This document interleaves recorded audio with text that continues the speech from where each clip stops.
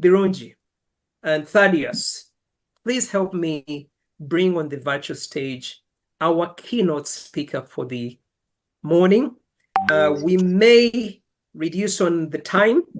They may have to share their remarks so that we fit in the rest of the speakers. Over to you, Thaddeus, and I hope. Good morning, everyone. Good afternoon or good evening, depending on where you are joining us from. My name is Thaddeus Sempagara. I'm Director of Events, African Descent, Ontario. We are greatly honored to have this morning to have the Honorable MPP, Honorable David Smith, joining us virtually. It's on a virtual platform, and with the great honor and the gratitude, I would like to invite him to give us his address. Thank you. Thank you. Round of applause for Honorable David Smith as he joins us on the virtual platform. Round of applause for him, a distinguished leader. Good morning, everyone. Henry, I don't know where you get the energy you're bringing to the platform, but we started and I had to take off because I had a couple of things that I had misstep in my schedule this morning, conflict with 2 or 3 other engagements in the same time zone. So I said to myself, won't be able to give you the wholesomeness of and the lengthy conversation, but it's definitely positive to be here this morning and seeing some familiar names and familiar faces. But I got to speak about you because it's like you're an early riser with lots of energy, and those energy is certainly resonating. And I'm hoping people are taking some of it away from this conference because it's mine like yourself. I heard you out of Saskatchewan. Is that where you at? Prince Edward Island. Prince Edward Island, even further away, man. You are on an island somewhere. And it's nice to know it's a part of Canada. So we have to give a shout out to the people of Prince Edward Island. But today, this morning, I'm humble and delighted that I was invited to speak to your platform to give them a sense of direction in what I see as some of the most important points for family, for Canadian of African descent, and for families that are living in the diaspora. Leaving your home to come to new opportunity, be it economic, be it running away from whatever the circumstances is, Canada is a nice landing place. I must say that. But at the same time, one of my focal points of conversation over and over and over again is for us creating that bond of unity, working together to build stronger ties. Now, I may be a member of the legislature, as you know, that create and make laws of this country or of this province to make sure that as you live here, you are not faced with disrespect, be it based on where you're from, be it religion, be it the color of your skin.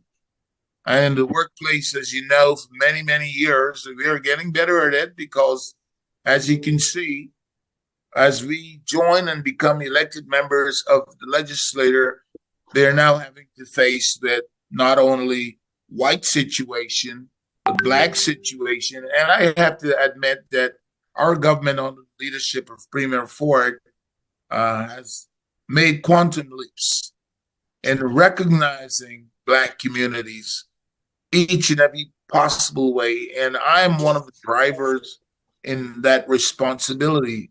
So when it comes to recognizing black communities, it is very important that we understand that as you carry yourself with pride and dignity and work towards being the best you can. Because if you do that, I'm one of those persons that will be able to identify you.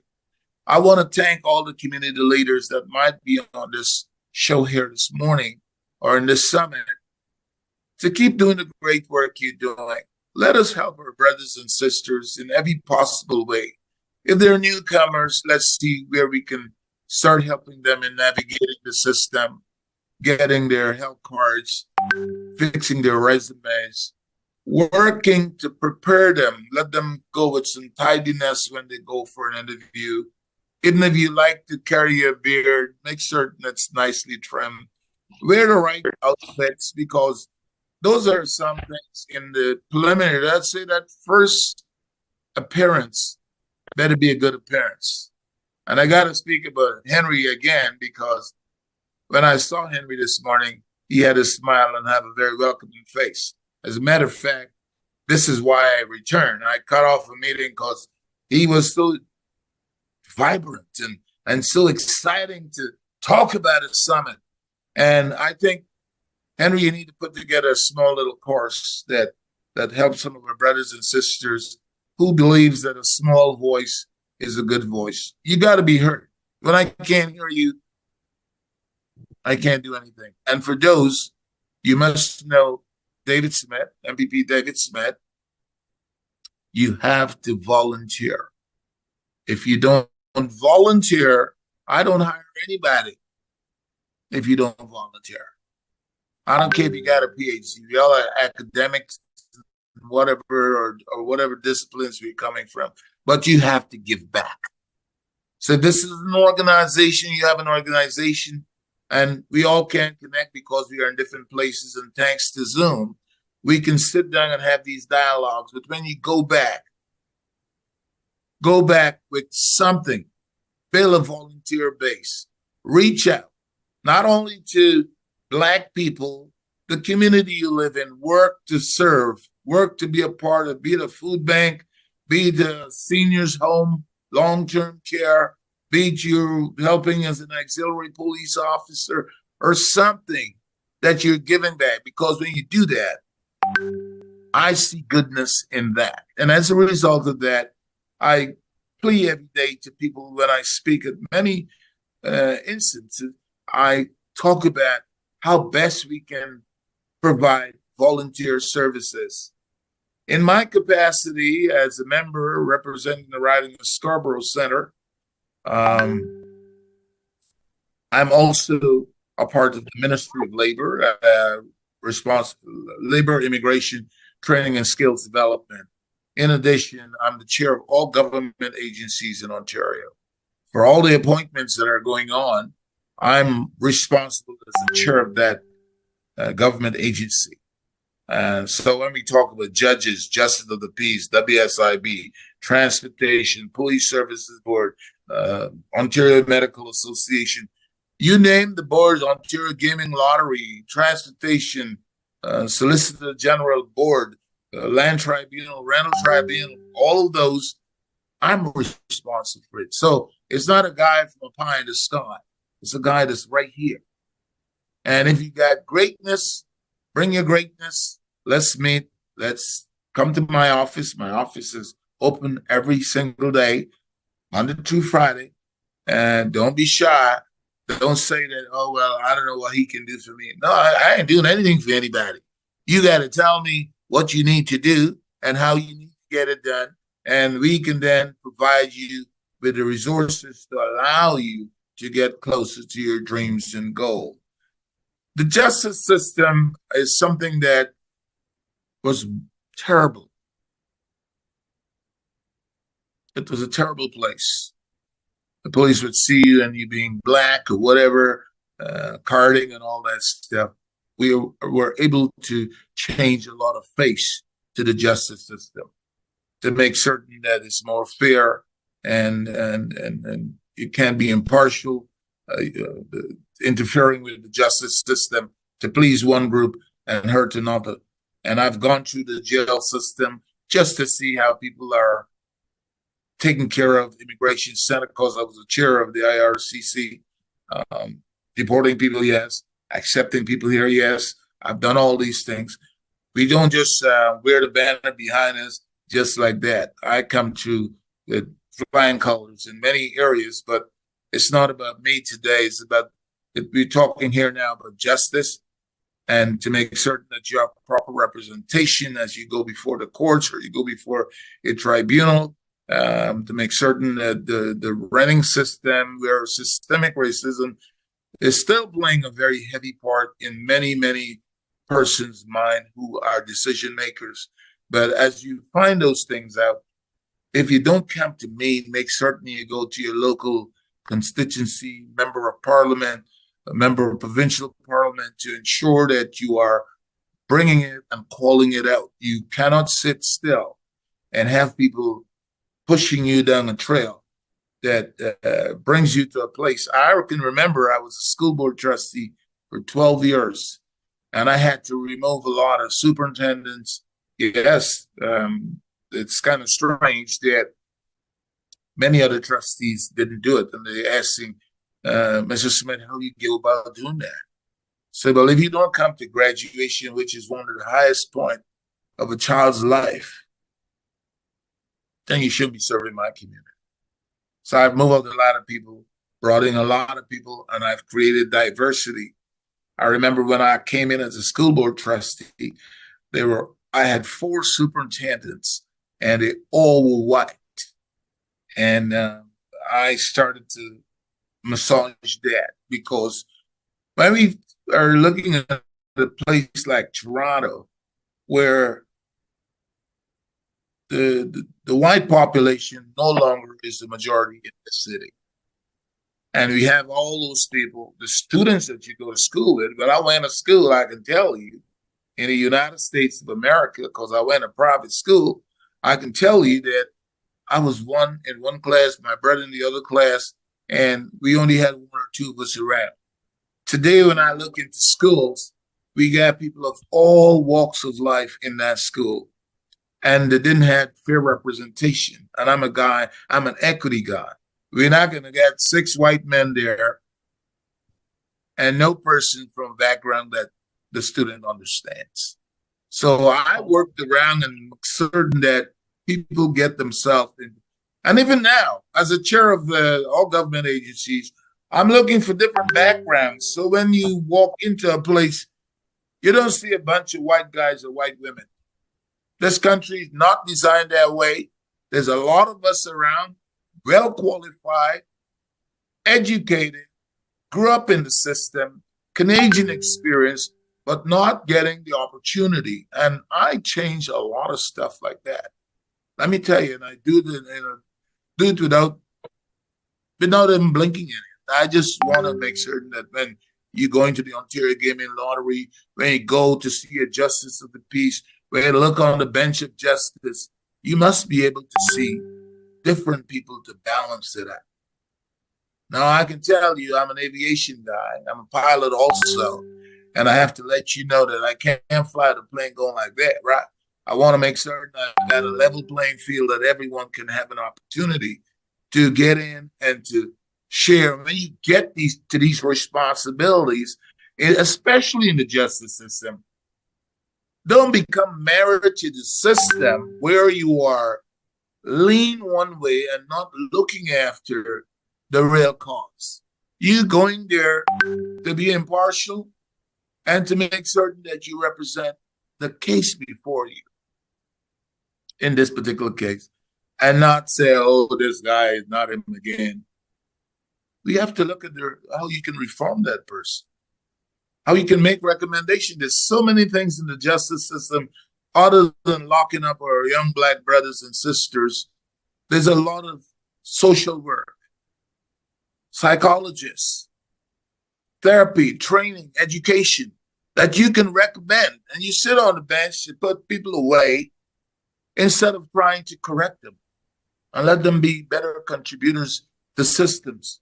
Right now, in the Ministry of Labor, we are not looking at people who've had soft crimes, giving them an opportunity to wipe that away, because if you put on your application, please close the door.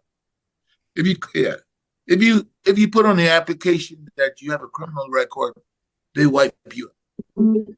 Today, and I'm talking this kids when you're young, and we all do little silly things as being young people.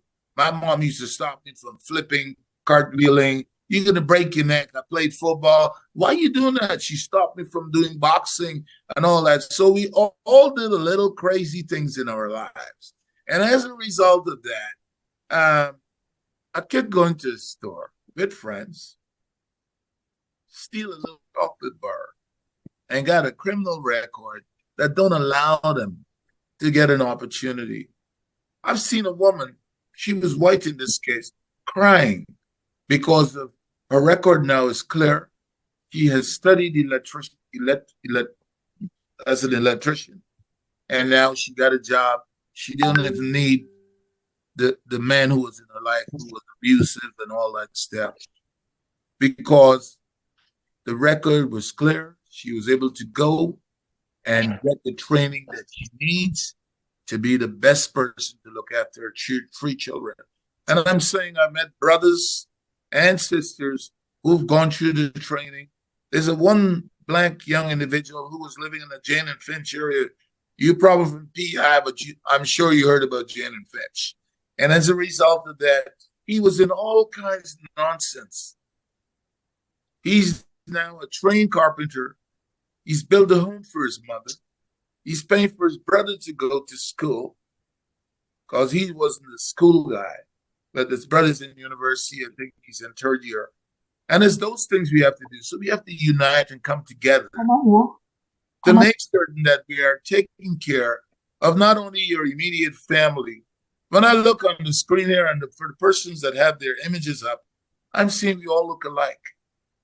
And we all have different qualities. I don't know all of Henry's quality. I don't know all of the other individuals. I don't want to start calling names because there's plenty of them in front of me. I don't know what we all bring to the table, but I know when we pool resources together, collectively, we can bring better results than the ones we're having. This summit, I'm hoping, will bring us to a place when we are finished and leaving here, there's great takeaway. And I can tell you, I'm always available to answer your call. I might be busy. You might have to wait sometime a week, 2 weeks. But trust me, I will get back to you to ensure that we are staying on the line. When you see our brothers and sisters going off the path, let's see how we can bring them back. Because the justice system here, it's not like back in the motherland. If you commit a crime here, it's on the record all across Canada, all across the United States. And as a result of that, it ties you up. So whatever we can do to help our young people, stay the course. Some of us have children, sons and daughters. Let them walk in the stream of falling good company. Because I can tell you, I was born in the United States. I've seen all kinds of stuff. But I didn't touch it. Right? I didn't touch it. Because to get into these responsibilities like the one I'm doing right now, you got to be squeaky clean. I'm an ex-U.S. Marine. They got to check you out. They got to see who you are. Don't forget, one of us within my party can bring down the whole party. So as a result of that, when you get in there, you have to be somebody that's squeaky clean. And the more squeaky clean you are, is the more I'm interested in you because it is that what we need to further advance this. Because I've been the first Black member ever been elected to the PC Party of Ontario. Never happened before. I'm the first guy. Some tried, including the police chief of Toronto, and he failed. I'm the first Black male ever been elected to the PC Party of Ontario. So you know when I'm not in the room, they know I'm not in the room because it's the only face. And I'm the only Black member and all Black male in the whole Assembly of Ontario. There's a 124-seat assembly, and I'm the only Black male there. So when I don't show up, they know I'm missing. I can't hide. Very important to understand that. I'm saying it with a smile because you have to take these things with a smile. So I'm looking for our candidates who who are working towards joining me and being a part of that team, because I don't think it's gonna beat all, end it all at David Smith. I think we're looking for qualified people and get involved. And it starts, my friend, with volunteering. So if you're not doing that, join up, sign up, and I'll tell you a little bit about what is happening to me just now. But I want to get into the developmental of operations so that we understand that we are having a major labor shortage here in Ontario, in Canada, and I would say even around the world. And I'm responsible for the Ontario Immigration Nominee Program within the Ministry of Labor. And we are looking for people. Sometimes when we can't find them here, we look to bring them from other parts of the world who are skilled, qualified, and ready to travel to Canada to help. And as you know, if we have 300,000 jobs not being filled, you have to find a way to make that money. That's the reason why cost is going up, because instead of us running 3 shifts in the production line, you're running 2 shifts.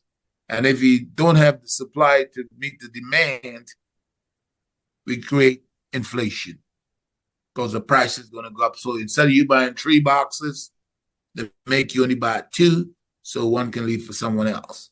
And that's what creates costs.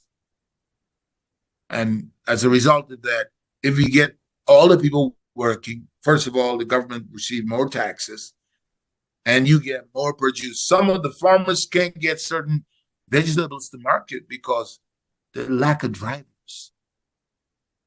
The lack of store operators. No kidding. And as a result of that, you're paying more at the grocery store as a result of that, because the consumer always ends up paying that. So in terms of development, we are working with unions and we're working with many training centers to get those people up to snuff, so they can come out and get into those sectors of work. Because as we got more people doing it, then everything, the price of things goes down. More revenues generated from the taxes of the work people are working. We can build more affordable homes. We can set up more medical centers. We can set up different social programs. When you ask for a grant, we can give it to you because we have more money to shell out. So with 300,000 people now working, maybe half of them are on social benefit, Ontario Works or ODSP, and that takes money. Instead of we getting money from those people, they're taking money from the system. So how does one take away all the money from your pocket? How are you going to build homes for people? So the economics is right there to explain it all. The more people work, the more revenue, the more chances of building roads, building more schools, building more schools, building more housing, affordable housing, not condos, affordable housing. Because you can't come here as a new Canadian and have money to go buy a condo, because, as you know, you got to work and save and put money together, given the fact, the interest rate and all that stuff. But you have to have seed money to get into those kinds of stuff. So it's very important that if you know anyone that has great skills from abroad, then all those are people I need to know about, because we have about 19,000 immigration spots, of which when those persons come here, if they're certified and licensed in their country, we are interested. But at the same time, we are trying not to create an economic impact in the homeland. Because if you pull all the carpenters, the person who want to build a house home, right, is going to end up paying more money to build that house, because as those labor forces shift, they have less in the country, so they can't negotiate anymore. You got to pay what that person is saying. So we want to balance. Right now, I'm thinking right now to the Ministry of Labor in Uganda, to look at some of the skilled trade peoples over there that if they have extra. So the Ministry of Labor has to be working with the Ministry of Education to make certain that we are getting the certificate, they're qualified through, and we're not taking away from the country, because you have heard about brain drain. It's not just physical brain, but it's also mechanics and carpenters. So we steal all those carpenters because they all want to come here. But if they all come here and they don't have work people to do the work there, then you can't get your car for 4 or 5 days, right? Because half of the people left the country. No, we want to make certain there's an economic balance, that it's not impacting you when you go home to put on a new stairs or put a new roof. The guy must be there. He mustn't be in Canada, and then you got to put the tarpaulin over the top of your house or something like that. So it's all those things. In terms of development, we are constantly looking to keep the Ontario economy vibrant and going. And as a result of that, we are always looking for skilled persons to come and join us here in Ontario. But as a result of that, we want to make sure that we can take care of other countries to make certain that we're not taking away all the pieces that making that economy also function. So we're looking for all the surpluses of persons that can make a contribution, and we are getting a lot of help. I just don't want to bring people only from maybe India and China and so on like that. I think we have skillful people. Somebody's having fun. Okay. Well, we want to make sure we bring people that looks like all faces on the screen and beyond to help develop the parts that we're looking for housing. I personally don't like the fact that people are living in encampments, so I'm constantly looking to see how we can develop even the shelter to make certain that people are safe and can have a warm place to sleep and have a nice shower and to eat and feel like they're a part of everything. I'm coming. Everything takes time, and I really appreciate the efforts here today. I hope what I'm saying has given an opportunity to each and every one of you a place to land yourself, work together. Don't let's break this cycle. Let's continue to develop it, work with it, wherever we at. If you're in Toronto, if you're in Scarborough, if you're in Oakville, if you're in PI, if you're in Montreal, wherever you're at, zoom in. And I know I've seen earlier some individuals coming all the way out of London, England, and other parts of Canada. So I want to wish each and every one of you a great success of this summit, so that we can take back to our respective community. One, the Ontario Immigration Nominee Program. We're looking for skilled trade people. We are about 140,000 job vacancies in these respective areas. And we're looking at PSWs for long-term care facilities. We have been importing people from different parts of Africa to come over here, because when we talk about in the lower line areas out, not Toronto, but out in Cobourg and Tweed and those places, people get older there too and they need care.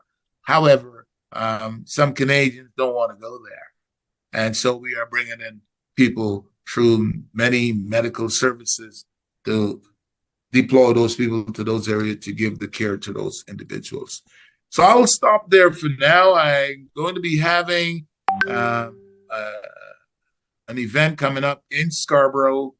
I will send that information to you guys, and for you guys to come out and be a part of. I know there's an Afro Fest food festival is coming up also, and come into Scarborough, come to my office, call my office, and get the information so we can. I know I'm getting the hook here right now, so I'm going to have to go very shortly because I have a minister's coming to my area right now, and then we have to get on with that. So it's very nice. I'm humbled and delighted by meeting each and every one of you, including my friend IJ that I just saw turn on our screen. I'm seeing a lot of names, and I Some of them, in terms of articulation, is always a growing concern. That's what happened in the movie out to the diaspora, movie and bringing it to the diaspora, as far as I'm concerned. Had I been there, and I'm dying to swim back over that ocean, they may have brought my foreparents, but I'm trying to swim back to those parts to be on the other side of the world and see what's going on. But as we gather here, let us continue to stick together, come up with great plans. Let's work them out. And if you need any help, please reach out to me so I can see what I can do to move things along. Okay? I want to thank you all very much for participating, and let's be strong. Thank you. Thank you, Honorable David Smith. Round of applause in the chat. Honorable, you are fantastic. I know you have to go one question before you leave. How do we maintain our Black heritage? You've talked so many things: greatness, volunteering, working together. I was new to Canada, and I was told, don't go to Jen and Finch. I used to live in Toronto. Guess what? I had to go to Jen and Finch. That's where I got my first job. It was a lovely community. I used to live in Kiel and Finch. But how do we maintain our Black heritage? In a few seconds that you have, and then maybe Thaddeus will give a vote of thanks. To maintain our Black heritage, we have to recognize the work that has gone in before us. As many has gone before us, and this is our space at this time. And I want to say I have, first of all, I'm a strong believer in equity. I'm a strong believer in Black History Month that has been there. A lot of events to bring us all together. That is one thing that will maintain our heritage, because with these festivities that we're having, we got to come on more and more stronger, and we got to practice sticking together. If we are not sticking together, and you got your silo there, and I got my silo there, and everyone else have their silo, it breaks us down. Who would believe that I'm 15th generation of American. My name has changed from the names that I'm looking at on the screen. And I know that my parents were slaves in America. I know that, because this is not my name. You understand? And I'm saying, if we let ourselves be diluted, I know my father, my grandfather, and they know nothing about it, about Africa when X, Y, and Z happened. And as a result of that, my dad was a lawyer. So I got to let you know that I come from good stock. But at the same time, because it happened so long, the whole mind is wiped out. Well, we got to stop that drain that's going in our heads. And that is why we need to keep all the festivals we can have. We got to keep Black History Month. And that's why I'm very intentional. I will tell you that every February, we fill the place. Bring out all the people, and we speak, and who want to beat a drum, who want to dress in garments, attire, have some libation or whatever. We have to keep those things alive, because if we make it be ripped away from us, like David Smith versus what a name, Audi or something, my name could have been. It's all gone. So we have to try to preserve what is left of it. And that's by sticking together, keeping these activities, and making certain that we create association, foundation, summits, all these things, conferences, so we can discuss our concern. Thank you. Thank you very much. Our lovely executive director has a vote of thanks. Before she does, I invite you to Prince Edward Island. Last year, I invited the Honorable Premier Doug Ford. We have a conference on mental health. He was very busy together with Mayor Olivia Chow. But now that you are here, I know it's happening in about 2 weeks, but if not, next time, because things that you are talking about, whether it is volunteering, working collectively, addressing anti-Black racism. I'm sure you know of PEI. We are a small people of African descent here. And so that message that you just shared here at the African Descent Ontario Summit needs to go coast to coast to coast. So thank you very much. Okay. Over to you, Hope, for a vote of thanks. And Thaddeus. Thank you very much, MPP, Scarborough Center, David Smith, for your unwavering support and dedication to the community, particularly in addressing the needs and concerns of people of African descent. Your eloquent and passionate remarks on the theme recognition, justice, and development resonated deeply with all in attendance. Your dedication to advocating for the rights and recognition of people of African descent is truly inspiring. The insights you share highlighted not only the challenges we face, but also the pathway to meaningful progress and development. Thank you very much for your unwavering support and for championing the cause of justice and equity.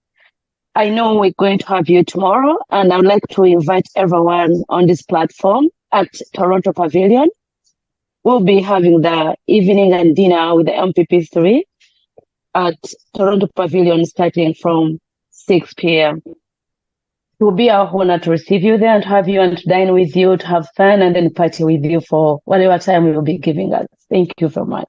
Party. I just heard the word party. That sounds like a real African thing. We got a party, all right. Of course. So he will be giving out the awards to the award winner of the year. So we'll be happy to have him physically present. Okay. Thank you very much. Thank you very, very much. A round of applause by typing D for David. D in the chat room. Honorable, we are so honored. See you tomorrow. See you on PEI, Prince Edward Island, and see you everywhere. Ontario has a lot to share across Canada. And thank you to the government of Doug Ford and to the PC Party of Ontario and to everyone who has come before you, who has mentored you. The challenge, Honorable David Smith, we need more David Smith. I don't want you to be the last because you are the first. I don't want you to be the last. That's what I said. That's what I said. You gotta grow this out. Okay. Absolutely. All right. Bless. Thank you very much. Hope the day goes well. Thank you so much. Round of applause, DDD. Thank you for those who have typed DDD in the chat. And I would love to have our next speaker before we get on a break. Ijeoma, the wonderful. And she's going to be introduced by Hope Birungi. We know a little bit about Ijeoma. She told us what we should expect. Please open your notebooks and pens or iPads and whatever devices to prepare for Ijeoma, who is going to tell us some things that Honorable David Smith has talked about. The criminal justice system, how we can be empowered economically as people of African descent. Take it over, Ijeoma.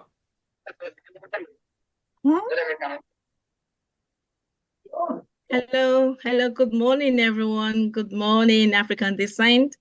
Good morning, every attendees. It's nice to see everyone here.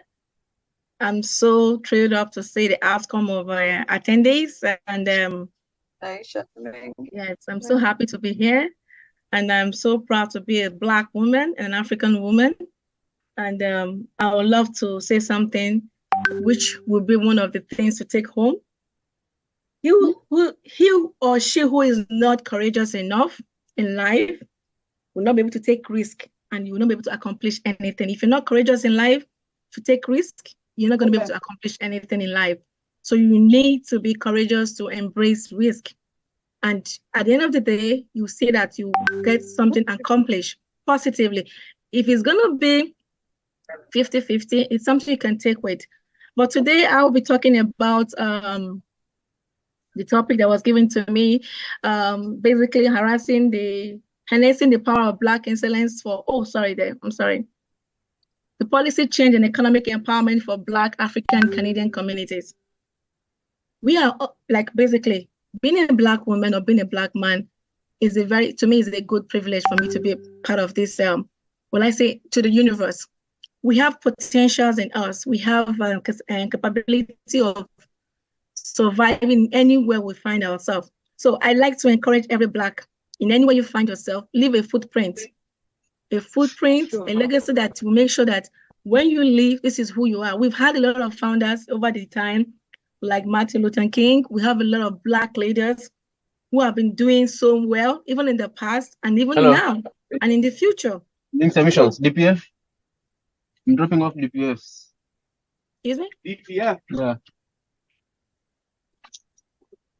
Oh. Hello? Yeah. Okay. Can I go on? Yeah, you can go on. We can hear you. Okay, so there's some few things I would like to share with everyone here in respect to how you can be different here in a community. When you find yourself in a new economy or country, I always advise people, you have to spread your tentacles. There are opportunities as well. You can also groom yourself in terms of developing yourself in that community. One, it could be in terms of educational perspective. Then it could be in terms of entrepreneur, right? It could also be in terms of you getting into the society or to the community, volunteerism. It could also be in terms of you going out to further your education. Like my name is Ijoma Oguchukwu.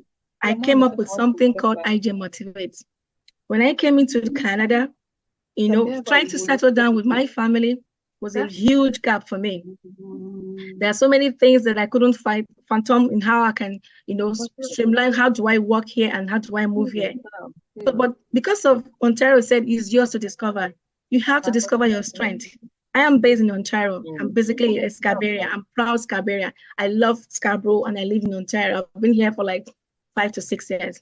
So there are a lot of opportunities here in Canada whereby you have to work with the resources. First of all, if you know your background, back from where you're coming from, you can as well start up with a second career choice. You can as well start up with something, even if you think you still love what you do back home, and establish yourself academically. We love to speak to people whereby you have to study to fit in with the certificates, to fit in some perspectives, some courses here that can resonate with what you love to do. In the course of we going further with this, I usually encourage people, Google is your friend. If you feel that you don't have any means of asking anyone, if you feel that you're kind of losing the scope of understanding how you're going to navigate your way in Canada, you just go on Google, ask. If you can't ask your friends, you feel you're kind of unease and they might kind of mock you or laugh at you, ask, make some research on your own at your own private time. You can make use of your phone, you can make use of your laptop. So I believe in some ideas the way it has to do with community, that you get yourself involved.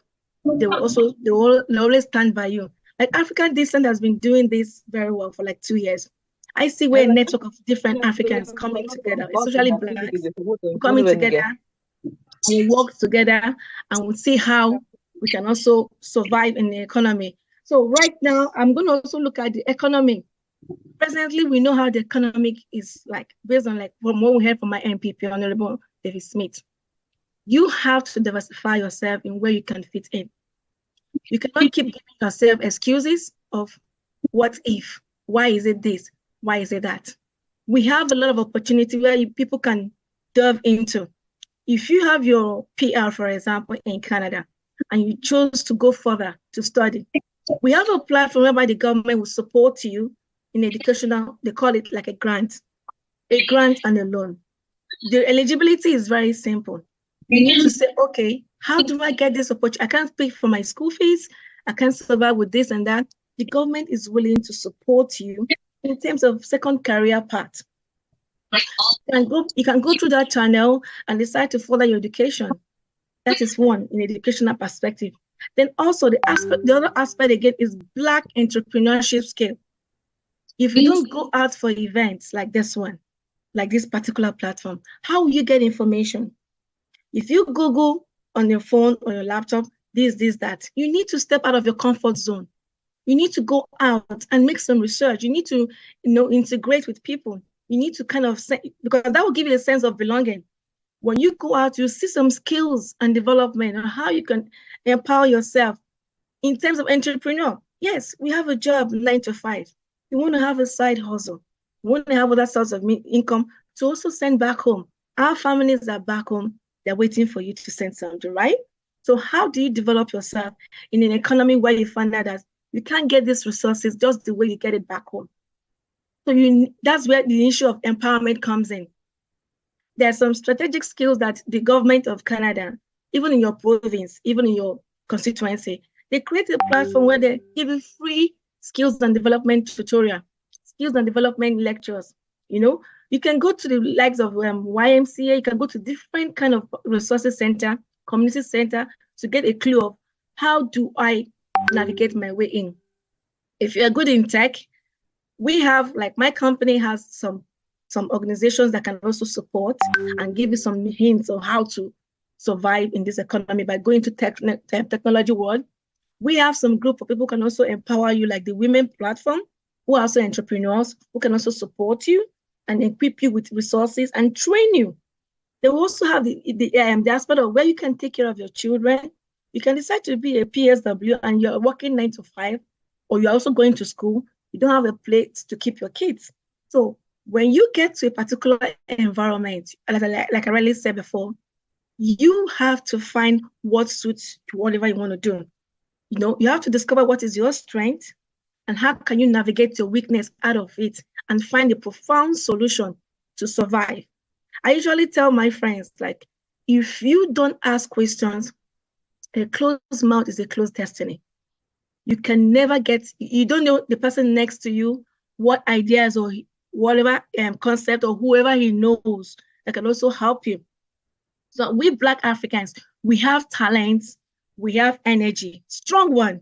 We have vibrant kind of motions that when we step into a particular gathering, people feel our impact. So I usually encourage my Black brothers and sisters, make use of the resources that it is in you. Even if you're not in Canada, anywhere you find yourself, Google is your friend. Keep searching. Keep seeing how you can equip yourself with ideas. Keep asking questions. Don't be shy. The worst they will tell you, well, I don't know, or I'm sorry, I don't want you to disturb me, or I don't know anybody. No, keep going further. Go extra mile to get resources.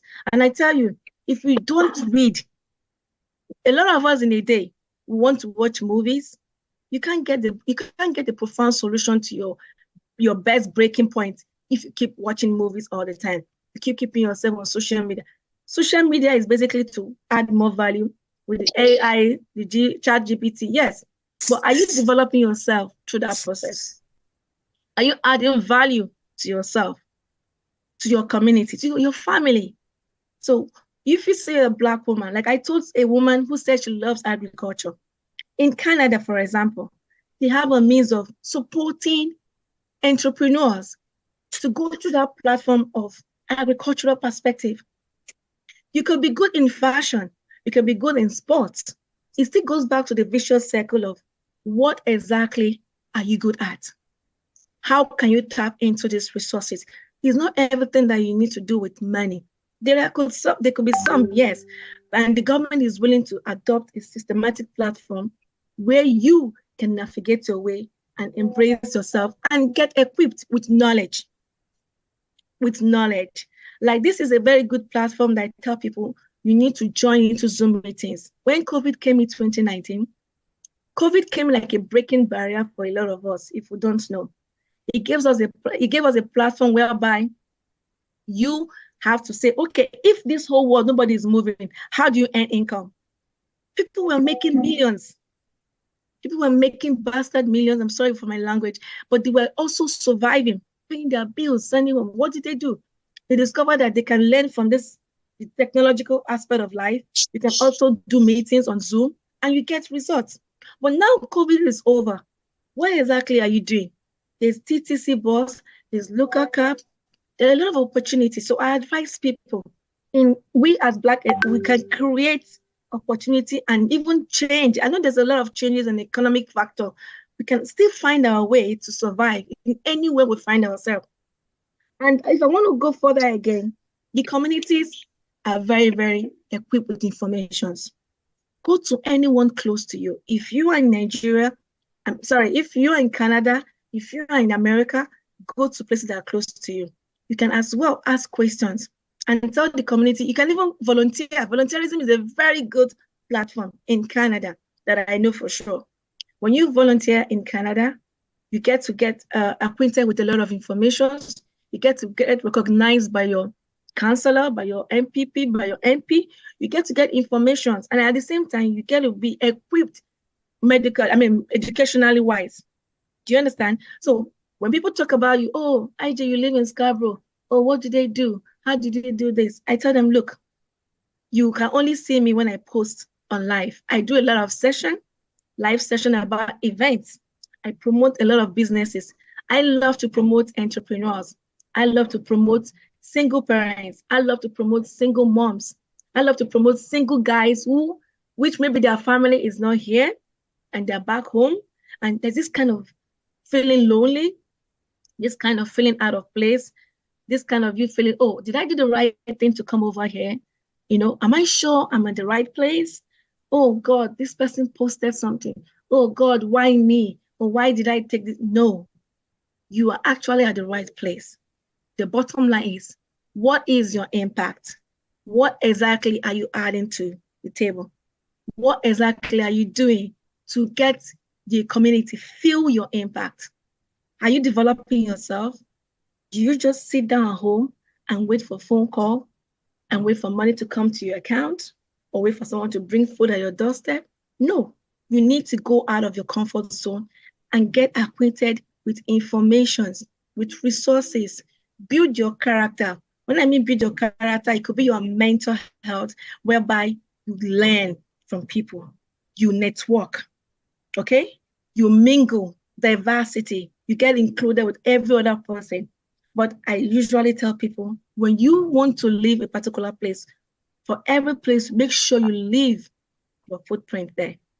Talk to someone, impact in someone's life. A lot of our Black brothers and sisters are going through a lot, but the problem is that they don't know how to navigate or how to speak with people. Go into tech if you're good with the digital devices, you're good into this.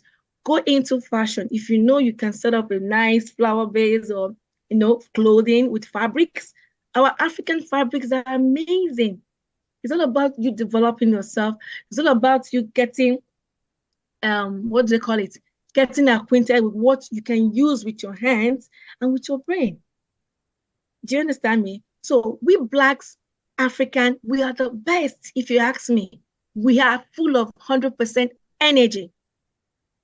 We are born when you talk about from the scratch, we are drilled and we can survive anywhere in this part of this world. But don't be lazy about it. Ensure you make a footprint, ensure you impact on your community, ensure you are known and recognized for a positive personality. And above all, you have to work with the realm of God's spirit in you. That helps you a lot. It works for me.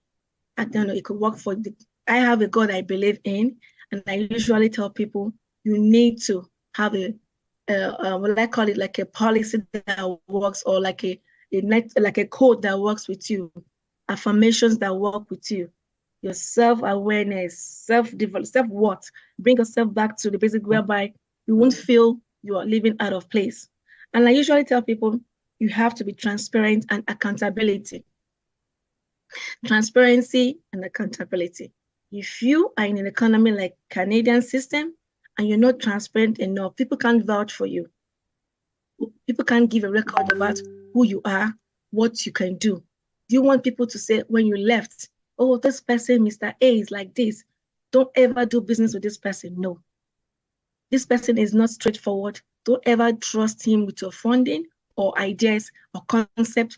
No. I usually tell people you need to be transparent enough, be passionate about what you're doing for yourself, and it will resonate to the community. Then another point I always tell people is youth development. Our youth these days, we need to get them a point whereby we need to start, making them accessible to a lot of gold mines and opportunities. People don't know what they are good at because of the fact that they are carried away with the likes of social media, not the one that is educating them, but the ones that will keep them busy for 6 hours. You're watching what this person is posting. You're not adding value to yourself. You can watch something that can give you an opportunity to learn, but you have to keep your time programmed for developing yourself.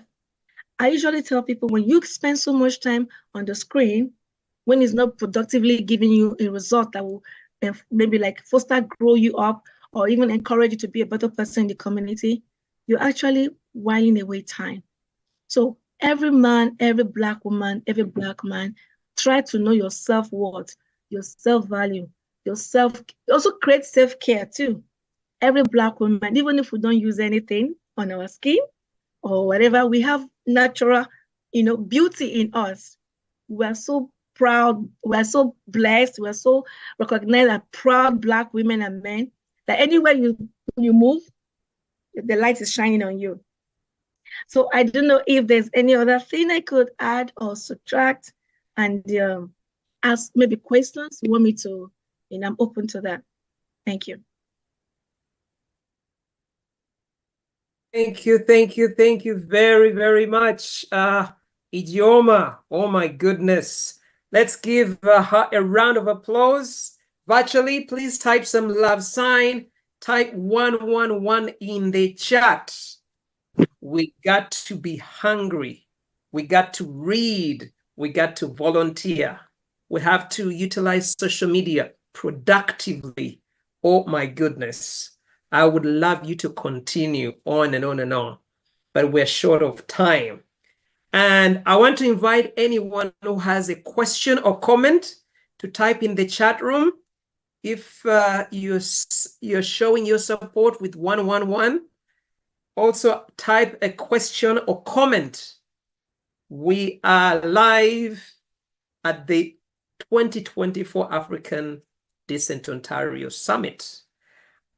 If no one or someone is about to, I want to first acknowledge the wonderful remarks. Ijoma, you hit the nails on the heads. And people are joining from Zimbabwe. Wow. Joining from Uganda. I think Kenya. Someone I think told me they could be in Ghana, Nigeria, United Kingdom, across the world. This is a global summit. And the question I have for you, how do we balance our immigration status needs and then being productive in the Canadian labor market? Because many of us, or some of us, don't have immigration status. Many of us are struggling to even get a place to stay, leave alone getting legal representation. How easy or how hard is it for one to starting their own business or returning to school to get those skills? Can you maybe highlight a few things that people can take away? Okay. Can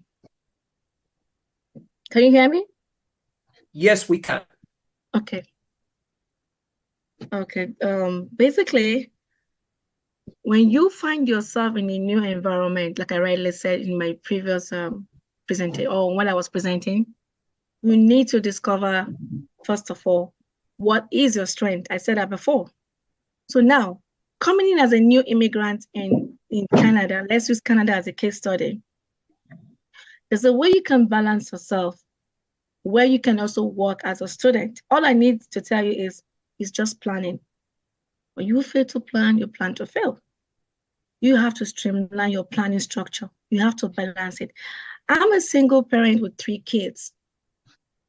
Migrating to Canada was a very amazing platform for me. I came from Nigeria, whereby we have either I call my mom or my sister or a nanny takes care of the kids. Do you understand? So coming in this part of this world, you have to pay your bills, right?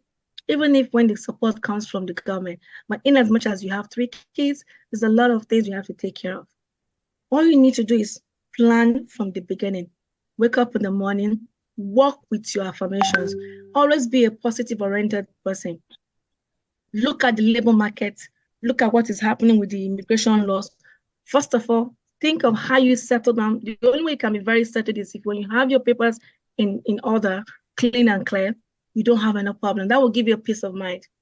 If you don't have any criminal records, you don't have any indebtedness to anybody or bank, that will give you a focus. You have to be focused for that, right?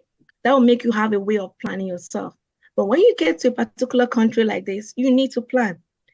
And in this part of this world, time is precious. I learned it in a hard way, if you ask me. I didn't get it very well initially. Trying to work with my kids, pick up, drop them at school, run around. I did PSW job. I did cleaning services job. I had to open my cleaning business. I also did caregiver, like a babysitting. And when I do all of that, I need to also as well go back and pick my kids from daycare. If you miss 1 minute, you're going to pay the money for 1 hour. So you have to be strategically focused. And mind you, I didn't have a car then. I was still on the TTC bus.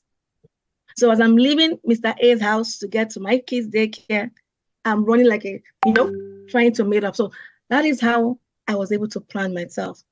So I can speak from my own perspective because it actually happened to me.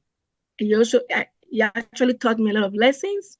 And also I found out where I found out I had to navigate myself. Oh, this is the place I messed up. This is the place I did not meet up, right? So how do I phantom or get a solution? I went back to the drawing board called skill development. Skill development. I was in the banking world. Coming into Canada as a refugee was also giving me a platform to expand my sense of reasoning. If you try to apply for a job, you must have a sense of at least your background from back home. Do you understand? And that goes back to the drawing point. I say everything about this world is vicious circle. Whenever you leave a particular point, you still go back around and meet it there. So why don't you just work with it and follow step? It's a phase. You can't rush it. So if you're looking for a job, let's say I worked in the financial world and I came to Canada, I had to work as a PSW at a time because that was what is obtainable at that time to get your papers, right? But when you come as an immigrant, you need to find out, okay, am I coming as an immigrant as this platform? Am I coming as an immigrant as that platform? What is obtainable here in Canada? Is it as a refugee or as a PR holder? You understand? So do not compare yourself with Mr. Joseph and IJ or Mrs. Peace or Mr. Uche. Mr. Uche or Mr. Joseph might come in different, access to the world here in Canada. But how do you find your spot? You have to comply, first of all, with immigration laws by settling down and getting your papers in order. Then, two, you have to have a good, no background, no criminal records, nothing that will affect in terms of checking your record and, checking your accessibility of getting jobs. Then you need to study the labor market analysis. How can I fit in to get a job? What is obtainable? We know that with the healthcare workers, we have easy access to get a job. Then three, diversity and inclusion. Do you want to just keep yourself to one point? You need to diversify. You need to move. Don't look at people that, oh, I cannot do this, I cannot do that. You need to share whatever idea you have and see those who can also incorporate that to you. Then lastly, I usually tell people, if your home is not settled, you can't be settled mentally. You have to create a platform whereby you need to put your children or your family in a very secure place so that when you go out, your mental reasoning, your focus is, oh, I'm going to look for this job. Oh, I'm going to go and learn this online. Or I have a meeting or interview. But if you remember that your family back home, the kids are not settled, your spouse is not settled, naturally, you'll be distracted. So I usually advise. Basically. You're saying family first. Okay. Family first, yes. That's the best thing, because if your family is not at your front for you to settle them or get them fixed, you can't get every other thing settled. It's going to distract you unless the person is not human. And I know we're all human, right? So I hope that was able to answer the question. If there's something that you, okay, somebody sent something. It was able. Thank you very, very much, Ijoma. Let's give Ijoma a round of applause. You know, family first, read, network, and dislike. Please type 11 in the chat. We are going to bring together Edosa with a round of applause. Please join Ijoma on LinkedIn. Send Ijoma an email at ij_motivates@myyahoo.com. One word. Again, it is ij_motivates@myyahoo.com.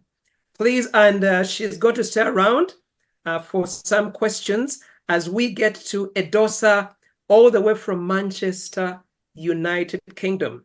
Please join me in welcoming Edosa Adams as Ijoma exits the virtual stage. Thank you so much. Please type 11 in the chat.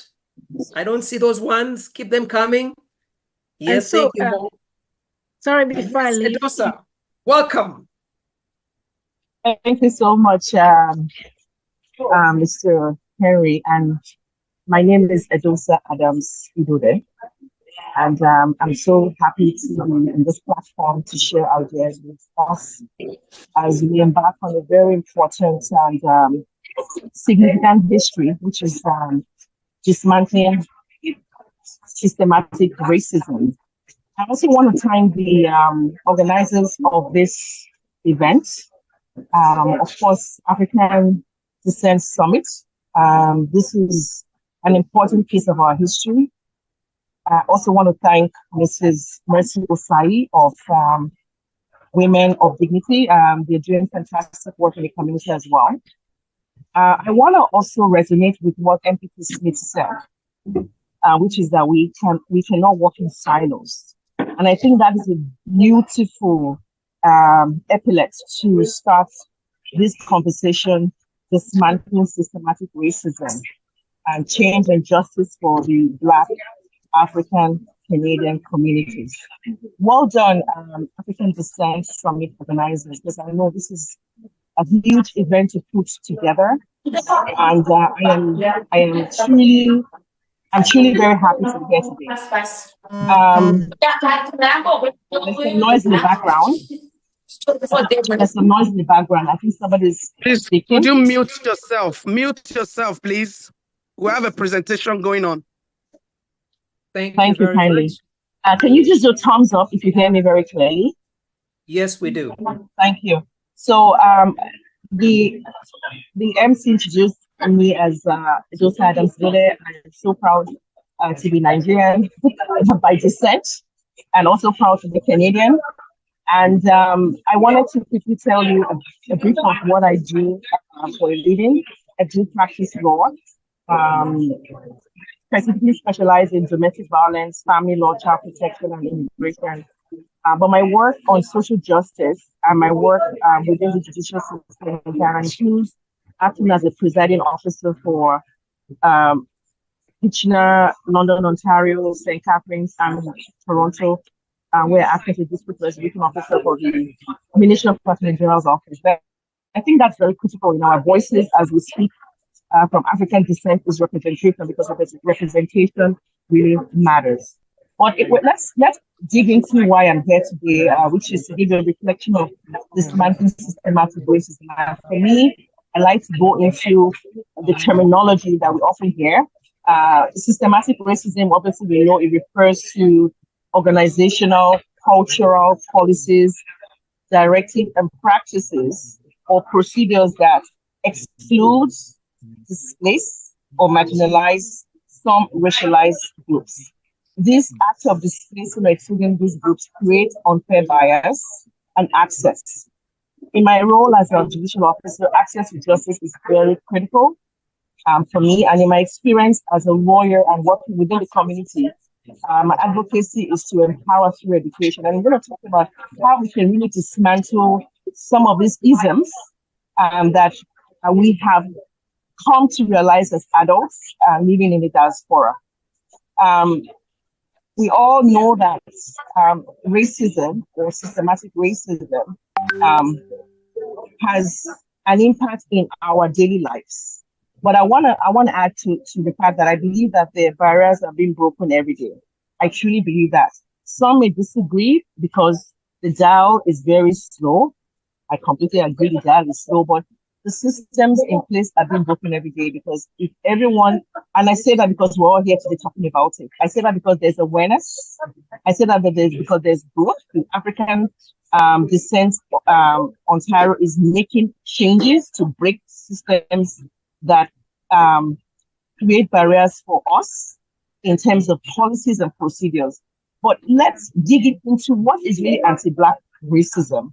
And this is a definition from the Ontario Black Legal Action Center. It defines anti-Black racism as practices or policies embedded within Canadian institutions that reflect and reinforce beliefs, attitudes, prejudice, stereotyping, discrimination that is directed at people of African or Black African descent. These prejudices are rooted in our history and experience of enslavement and colonialism in Canada. So we're here because I really want to welcome this dialogue. This is a very important dialogue because our history is who we are, it's part of what we are.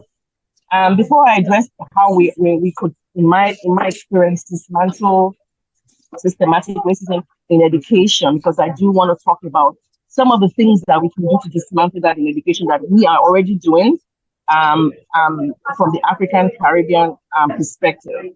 I wanted to talk very quickly and give some contextual background of the issue that is within this subject matter. And this has to do with the fact that on June 1st, 2017, for the very first time in Canada, the Anti-Racism Act was passed on June 1st, 2017.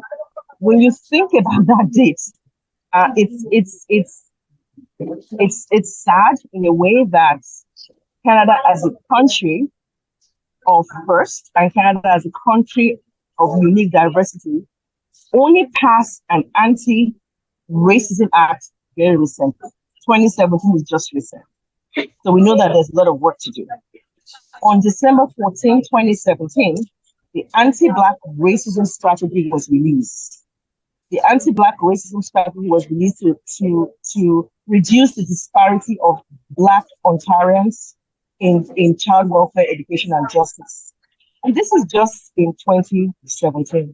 And then the Ontario Public Service, which is one of the largest employers in Canada, passed an anti-racist policy which acknowledged and recognized there's a culture of discrimination within the Ontario government, and there was a need for accountability by the government. So the Ontario Public Service passed on February 22nd, 2018, an Ontario Public Service anti-racism policy. And this policy was to identify and remove systematic racism barriers and advance racial equality within the Ontario Public Service. They have over 6,000 employees, so they're one of the largest employers in Canada. So how do we dismantle systematic racism? First of all, I don't want us to be discouraged. I heard my wonderful sister Ijeoma Ugochukwu talk about individually what we can do to empower ourselves. She spoke a really very strong element of how we can create innovation, and even post-COVID, how we can continue to create innovation. And I think that is maybe some of the personal growth that we need to do, but in a broader perspective and in terms of policy, we have to start with the enactment of the Anti-Black Racism Act, which was 2017, and then look at what does the policy talk about and how does the policy address and dismantle anti-Black racism. We know that Rome wasn't built in a day. We all know that Rome wasn't built in a day, but I believe that just as the African Descent has put this platform to talk about this issue, the awareness grows. And when the awareness grows, then it creates in us an action, because we all have a responsibility to dismantle it. And so, in my personal experience, and I'm going to talk about the education aspect of policies, one of the ways that we can dismantle systematic racism is through education. Education is one of the most powerful tools of transformation. And what we do in my community in Halton region, I currently am the president of the African Caribbean Council of Halton, ACCH. I would ask you to go to the website, and Mr. Henry, if you want to quickly put that in the chat, for you to see some of the actionable plans that we have been working on to dismantle systematic racism in our school system. One of the ways we were able to channel actionable plan through the anti-racism policy that was enacted in Ontario government was with a series called The Power of Our Names. Now, The Power of Our Name is a strategy whereby we go to the school system to talk about the power of our indigenous African Caribbean names. As minute as that process or procedure is, it's creating change within our school system. That is only within the Halton region. The goal in creating policy is to be on the table. The goal in creating policy is to enact processes that will create access and also create awareness, so that people who are in places of position and power can unlearn systems that have been in place long before our grandmothers were born. So, excuse me, the Power of Our Name series is to go into the school system and to educate the educators, the caretakers, as well as the younger generation about the importance of the African Caribbean name. What does that really do?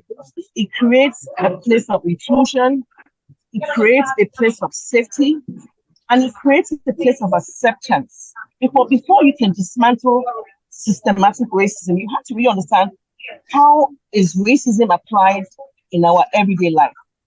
How is racism applied within the systems of government?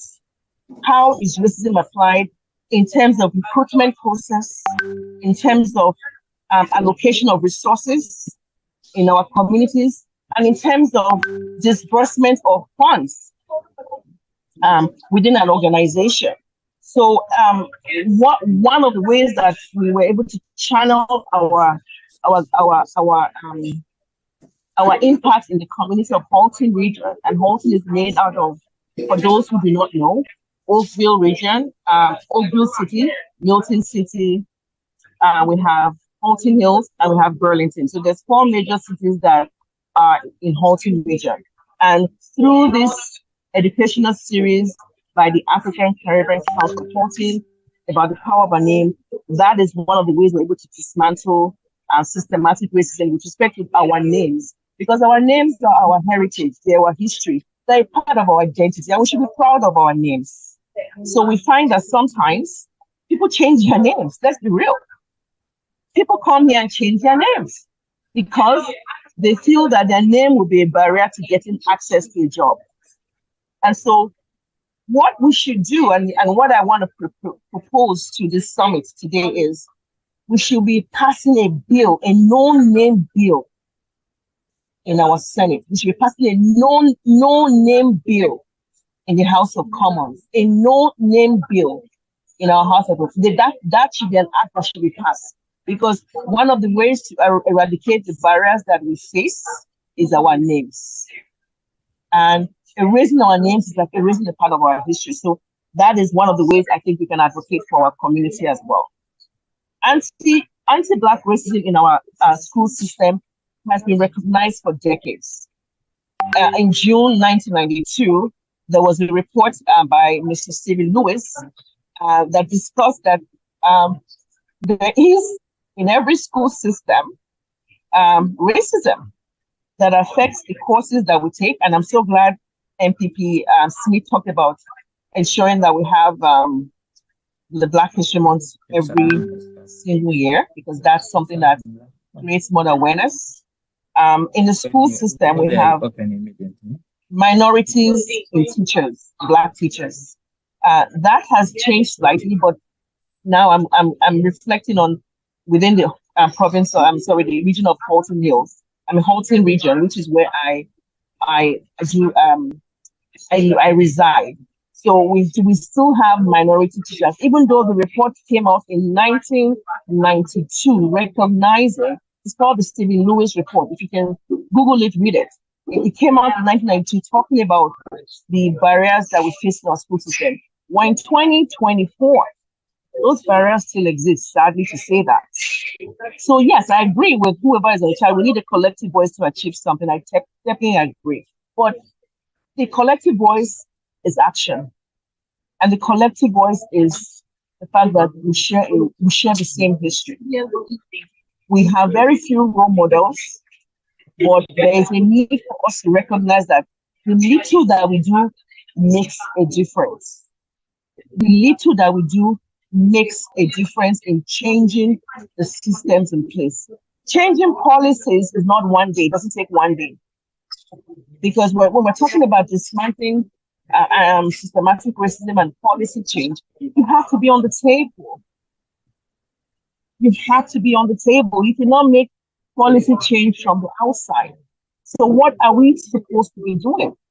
We have to come together through our MPP. MPP Smith is one person that we can use, and we can come together and send out a memorandum of African organizations, non-for-profit organizations, to channel a bill for a no-name act. I repeat myself again, a no-name act for employment purposes. And we can also come together as a community, because this is a community of diaspora descent here. And we can come together as a community and nominate candidates to go for electoral positions. In 2023, if I'm correct, 2022, I recognized that there was a lack of visibility in our educational system. And I decided to run for the board of trustees because oftentimes, as I said earlier in my previous definition of systematic racism, there are barriers that exclude certain marginalized groups. But we understand that we have value. We have value because we contribute towards the economy of Canada. And so in order for us to channel ourselves as value people, and we need to support each other when it comes to elections. We need to galvanize candidates that would represent our views and our ideas. We need to come around and donate towards campaigns that will uplift persons who want to go into electoral offices. And that is creating diversified leadership. So apart from a no-name policy, one of the ways to break down systematic racism is to create diversified leadership. Diversified leadership requires collective engagement. And we need to be really serious about what we're talking about. Because at the end of the day, if we don't come together collectively, we cannot create diversified leadership. One of the other things that I've noticed from the many non-profit organizations is lack of value. So oftentimes, and let's be real, we have numerous organizations doing incredible things in the community, like, as I said earlier on, we have Association of Nigerians in Canada. We have Council of Nigerian Professionals. This is not just for Nigerians, so bear with me. We have the Aquaba groups. These are from the French part of Africa. And we have so many other groups that are creating a lot of awareness and community-based programs. But you know what is missing? Those programs are missing value. And what I mean by value is when you're dismantling systems in place, we have to create value for ourselves. So that when you invite the MPs and invite all the dignitaries, and they do come, because by coming to those places, you're making them look good for they're representing us. But the reality is that we need to have value to say to them when there's a candidate for the next election, they should nominate an African. We need that's a value, because if they don't, I mean, we're not being valued. Even though the African descent is doing a great summit today, we need them to be valued. We need the organizers of this group to be valued. Why? Because when they are valued, then what we're doing makes sense. Then that's how we're now able to create or add our voice to the table to make policies, right, that would affect our next generation. So at the end of the day, anti-Black racism is something that the change would come slowly. But what are you doing in creating value to this organization? And that's my challenge to the African Summit. What are we doing to create value to us? Are we asking for positions within certain boards, or are we seeking that in order for us to have value, we need to create a consultation board that represents Africans? I'll give an example. A few years ago, I was in a meeting with heads of police in Halton Region, chief of police, and some of the leadership in Halton, and with the police in Ontario. And I asked a question on the table because I was invited. And my question to the table was that there was a chief diversity officer on the table, and he didn't look like me. So politely I asked, what qualifications did he have to be the chief diversity officer? There was silence in the room. Why? Because I believe that we were not being valued, whereby there were other police officers that looked like me, but they were not elevated to that position. And to be very candid, the response to me was, Edosa, you're right. I don't have, because they don't have our lead experience. They don't have our history. They don't understand the things that affect us. They don't understand the things that affect our children. And so we need to create value in our organizations. It's good to have the non-for-profit. It's good to come together to have discussions. It's good together to have this annual summit. But we're not creating value. And to me, without a valued leadership, it's almost like you're just checking the box. And so I would urge each and every one of us to really think deeply into your different organizations and say, how can I create value? And it's not rocket science. I mean, we can go to a representative and say, hey, I want to have a student working in your office. So one of the things that we do to create value, I will give an example. The African Caribbean Council of Halton, once again, that's where I work as in the community of Halton. We started the African Caribbean and Black Excellence Scholarship Award Program, which recognizes grade 12 students who have achieved excellence in academics, volunteerism, and in community work, excellent grades. The reason we started this project 2 years ago, and one of the ways we added value to it, we had that event to be hosted by the chief of police. They hosted the event because we wanted them to provide promotional materials for it. But one of the reasons we started that initiative, which has been in place for 2 years now, was because oftentimes when a Black student does something wrong in the school system, they're always in the media. And we wanted our youth to see themselves as excellent. We wanted to have role models for our youth. And so we decided to create that program, and everybody jumped on. Fine, everybody jumped on, the MPs, the mayors, the chief of police, they're all on board. The directors of education, they're all on board. That's not enough for us, because that's not enough value for the children. And so we approached and said we wanted the students that merited this award to be an intern in the MP's office for the summer. And they accepted it. So we're creating value for our children in that aspect. I'm just giving an example of how we can create value in our individual organizations. And so one of the ways and that's a way to dismantle systematic racism, because if you don't ask, you will not get. We need to ask, and we need to be firm. We need to be firm in our accent. And so I just gave you 2 examples of how we can dismantle systematic racism. But I also wanted to share with you what the policy that was passed at the Ontario level on how to dismantle systematic racism. I just want to share with some of the policies because I think that will be very helpful for our awareness and also helpful for our individual organizations in terms of how we can dismantle these isms within our various communities. We're taking one of the ways that the policy approach sheet was to take a proactive and systematic approach, which is what the African Descent Summit is doing today, and also using evidence-based decision making, that is collecting data. So I would ask you, in terms of policy, how much data have you collected within the African Descent organization of information that would support policy change? Because the only thing that would support policy change is data. Let's be real.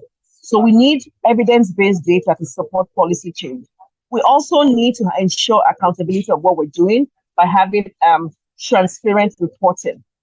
That's something that we all need to do, because once we have transparent reporting on our website and our profiles, then that would also assist in creating value. So when you're asking for a position, or you're asking for somebody in your organization to represent a certain group, you want to make sure that there's accountability. There's policy that says, you know what, the reason we're asking for this is because we've recognized that this is a gap or a barrier in our community. We also want to target intersectional issues in our analysis. So when you're creating policies, you're not creating policy for just your community. You're creating policies that would also affect other communities of diverse interests. So you want to address that. And you also want to ensure that when you are creating policy, there's engagement. Now, I don't know how much data collection that we've done. I'm talking about the African Descent Summit. I don't know how much data collection that we've done, but we need to start collecting more data that is geared towards institutional change. Because you cannot change policy without changing institutions. You cannot. So we need to collect data that would change, that is geared towards institutional change. We also need to ensure that whatever we're doing as an organization is sustainable.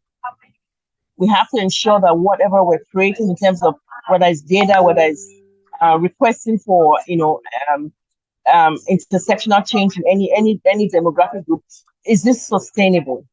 These are some of the approaches that I would encourage us to embark on when we're talking about dismantling systematic racism. And also, yes, I agree that the Nigerian community is very strong. I have been in the Nigerian community in Milton. What I did in my capacity and my role as the chair of the Heritage and Social Connection is to organize programs that focuses on our youth, organize programs with volunteers that would focus on arts, advancing our arts and our culture and our tradition. And those programs advance our community as well, because in 2022, the Nigerian community in Milton had an exhibition at the Art Museum in Milton for the very first time in the history of Milton. And that exhibition showcased children's artwork from the Nigerian community. The artwork has also been presented at Joseph Brand Hospital in Burlington. So that's how you affect change from the grassroots. And it takes a lot of work. It's not something that is a day's job. It takes a lot of volunteering, because we have a lot of volunteers working tirelessly. These are professional volunteers working tirelessly within the Nigerians in Milton to create this change. It's not a one-man role. It's a group of people who have decided that it is our responsibility, just as it's a group of people within the African Descent organization, that it's their responsibility to organize this summit today, right? So it does take a village, and it does take time to put systems in place, but it takes longer time to dismantle it. Because if Ontario only passed an anti-racism act in 2017, you can imagine the years and the years of systems in place that we're trying to dismantle. It's going to take time, but you know what? It is possible. It is possible because we're here today and we're talking about it. So I want to encourage all of us to continue to work to advance our culture, our heritage, and also to advance access and equity in places of our employment, to advance access to justice, which is what I do on a regular basis, and to also advance our rich heritage and culture, which is our identity as Canadians. Thank you again. I don't want to take too much time, but I hope that we're able to provide some useful tips that we can work on. Thank you again very much, Henry. Thank you so much. Thank you so much, Edosa. Wow, that is a full course. Thank you. Let's give Edosa some round of love. Please type in the chat 111. Oh, so many ones. This is incredible. Tackling systemic racism. So many things that you've talked about. But the ones that are on top of my mind right now is we got to get data. Data is critical to inform policy. Number two, we have to be in positions of leadership, in positions of power. And thank you for offering yourself to be the school trustee until we get in positions of power, in positions of decision making. Then it's going to take another 400 years to get what we want. And we don't want that. So thank you very, very much. You also talked about how to tackle specifically systemic racism and asked a question: does African Descent Ontario have data? Maybe the question should be, does Edosa have data? Does Luyima have data? Does Ijoma have data? Does the New African Canadians have data? Does the African Alumni Association have data? Until every one of us has data, then it informs policy. I have one question. We've run out of time. One person asked in the chat that we do all these wonderful events, including the summit. There are so many in the Nigerian community, in Hamilton, in Halton, in Toronto. They're like, I don't know, 1 million. But this gentleman says there are no actionable items to inform government. We kind of hang out today, we get excited, but we don't tell government this is what we want. What do you respond to that thing? And then secondly, someone asks, we apply for jobs, but they don't call us. They say, oh, we'll call you. And they're frustrated. This person was very painful in their heart when they were saying that. Briefly respond, and then we'll take a short break, and then we get to the next speaker. I will start with the last response. In my discourse, I talked about a no-name policy, a no-name bill to be passed in the House of Commons. How can we pass a no-name policy? We need to come together as a community and put a bill to be passed for a no-name for employment. Starting with the Ontario government, starting with the government of Canada, they are the largest employers. If we have a no-name policy for employment in Canada, that will give us equal access to opportunities for employment. Well, how can we do that? We need to come together, put consultations together as a collective with all these organizations. Maybe the African Descent Summit can share it, collect all the data, collect all the thesis, collect all the evidence base, and then go to our legislation and ask for it to be passed. It might not be passed in the first reading, but we'll continue to push it. So that's the answer to the first question, a no-name act. Because our names are our history. We cannot erase our names. We cannot change our names to get a job. I know jobs are important.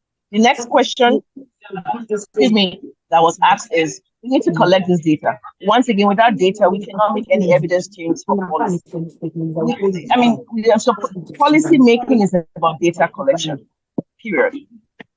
And we can collect data, but as you rightly said, Henry, I agree with you. Everyone here in your organization start collecting data. Once we can track our data, then we can make effective change in dismantling systematic racism. I hope I've answered the questions. Thank you. Absolutely. Thank you very, very much. Yes, once we get data collectively, we present it, definitely help Thank you so much. Let's give another round of virtual applause to Edosa. Please mute yourself if you don't mind. We are live on YouTube, and this is the Ontario African Descent Summit 2024. Let's give some more love to Edosa. Our next speaker is right here, and I think it is Kalaba Rachel. Before we get to Kalaba, I want to also invite all of you at 3:30 this afternoon p.m. Friday, July 19th. We have a press conference. We are getting some of these things, putting them face to face. And then we have, of course, a wonderful event tomorrow. We want to see how these discussions relate to the broader picture. So join us 3:30 at, I believe it is 90 Railside Road, the Pavilion, for a press conference today, Friday, July 19th at 3:30 or maybe 3:45. Hope Birungi is going to give a vote of thanks, and we'll take a musical break, and we'll get back with Rachel Kalaba, who will tell us about the criminal justice system. Thank you to everyone. Hope, are you here for a little? Actually, I'm going to give a vote of thanks. Okay, thank you. Yes, Thaddeus, I can't see you. Let me bring you up on my screen. There you are. Okay. Actually, thank you so much, Edos. Actually, I've been taking notes. Thaddeus, sorry, can I see the entire face? Just like I see Edosa and Ijoma. Okay. I want to see that wonderful African face. Okay. Fabulous. Yes. Yes. So I'd like to give a vote of thanks to Edosa. Actually, I was like in a class. I was taking my notes, and she posed a good question to us, like a challenging question about the data. When you talk about we have the data, but again, you and I know that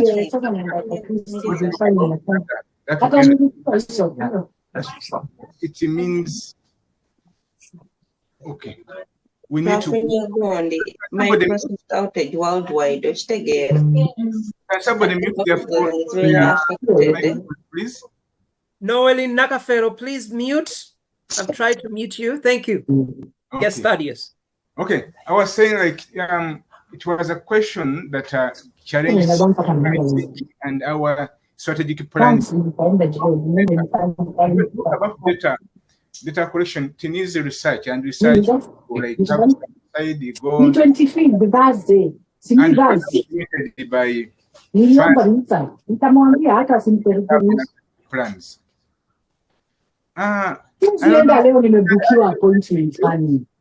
Just one moment. Sorry, okay. Thaddeus. I don't see someone who is speaking in Swahili. Excuse me, our delegate. I think it's Catherine or so. Catherine, please. We love Swahili so much. Kindly.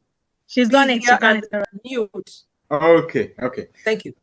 So it is something we can do collectively, and we welcome ideas, but it's something we need to do because we were thinking about that, but we need to do like to be in touch with people, especially people in areas of African studies,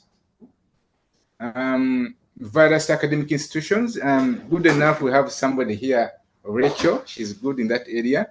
So I think we can go collaborate and do something. We need data. We need data. Actually, you've been presenting, and I've been one of the victims in some circumstances. Like I'm a young entrepreneur here. I'm trying to be in entrepreneurship, but there is some fund, I think Black Entrepreneur Fund. But when you go there, because we are minority here, but there's an age limit, maybe 29 to 34. I'm above 34. I cannot access the funds, but have a good investment idea that is feasible. I can't access the funds, so we are the minority, and they put an age limit. So I really thank you for that, and it is a take home for all of us here, especially if you have your children here. I think I would just advise let encourage them to give time to technology, because like when because like technology is like it's now leading. Like when we encourage our children to be in the technological area, I'll call it like a knockout. Like we have systematic racism, but if one of us came up with an innovative idea, you know, it would be like a knockout. It is something that can go viral. Like if somebody came with an idea of TikTok, for example, if it came from one of us, it would go viral, and that would be recognition for people of African descent. So we can just do that and encourage ourselves to learn more. You know, let's not sit in comfortable zones. Let's learn more. Let's explore more ideas. So thank you so much. And those we shall be in touch with you for more guidance and ideas. We need to get data. We need data. Thank you so much. If I could share one idea with you before I leave you. The anti-racism reports identify that in 2036, 48% of Ontarians will be racialized. In 2036, 48%. So you can see that they are collecting their own data to assess that in the next 12 years, almost half of the population in Ontario will be racialized. So you can see how important the data is affecting policy, is affecting systems, is affecting institutional change. We need to be ready before 2036. So I just wanted to throw that out to us. Thank you. Absolutely. They are collecting data, but sometimes they don't want our racialized data when they're doing police carding, when they chase us in schools. So thank you, Thaddeus. Friends, let's give another round of applause to Edosa. Thaddeus has said Rachel Kalaba, who is a PhD student, is going to support us in getting data. Data, again, is critical. I used to say those days that data is king and, of course, is queen. And then I was told, because I also do diversity and equity work, that it is not inclusive. So these days I say data is critical. Anything, we are here about 65 of us, that is data. Yes, we don't have to be in these researches of like 1,000 people. And this, what we are collecting is data. And the challenge I give also to the African Descent Ontario is to gather this data from events like these. It doesn't have to be a show. You can estimate how many people came to a show. That is data. And then what do we do with this data? So thank you very much. And I love the partnerships with whether it is institutions, New African Canadians. We collect data. We know exactly, and the people who come on our platforms. And we're using that at our conference in about 2 weeks here on Prince Edward Island. We're telling people we actually have people, policymakers, that we have people of African descent. We're very few on the island. And even in Ontario, if we can tell people, those who are coming at the press conference, some of them are going to be people of European descent. Tomorrow, they're going to be there. Let's engage them. And we tell even the Honorable David Smith that we are here to stay. We need to work in partnership. We're not competing. We're actually wanting to support their agenda. We want them to succeed. When they succeed, we succeed. That we cannot forget that the system has been here for 400 years, and it is exactly working the way it was meant to. So thank you so much. Please join us when Rachel talks specifically the criminal justice system around dismantling racism systematically. Thank you, and let's have a little break. And please stay around, get some coffee or whatever you take. Or even stretch. How many minutes, please, for the break?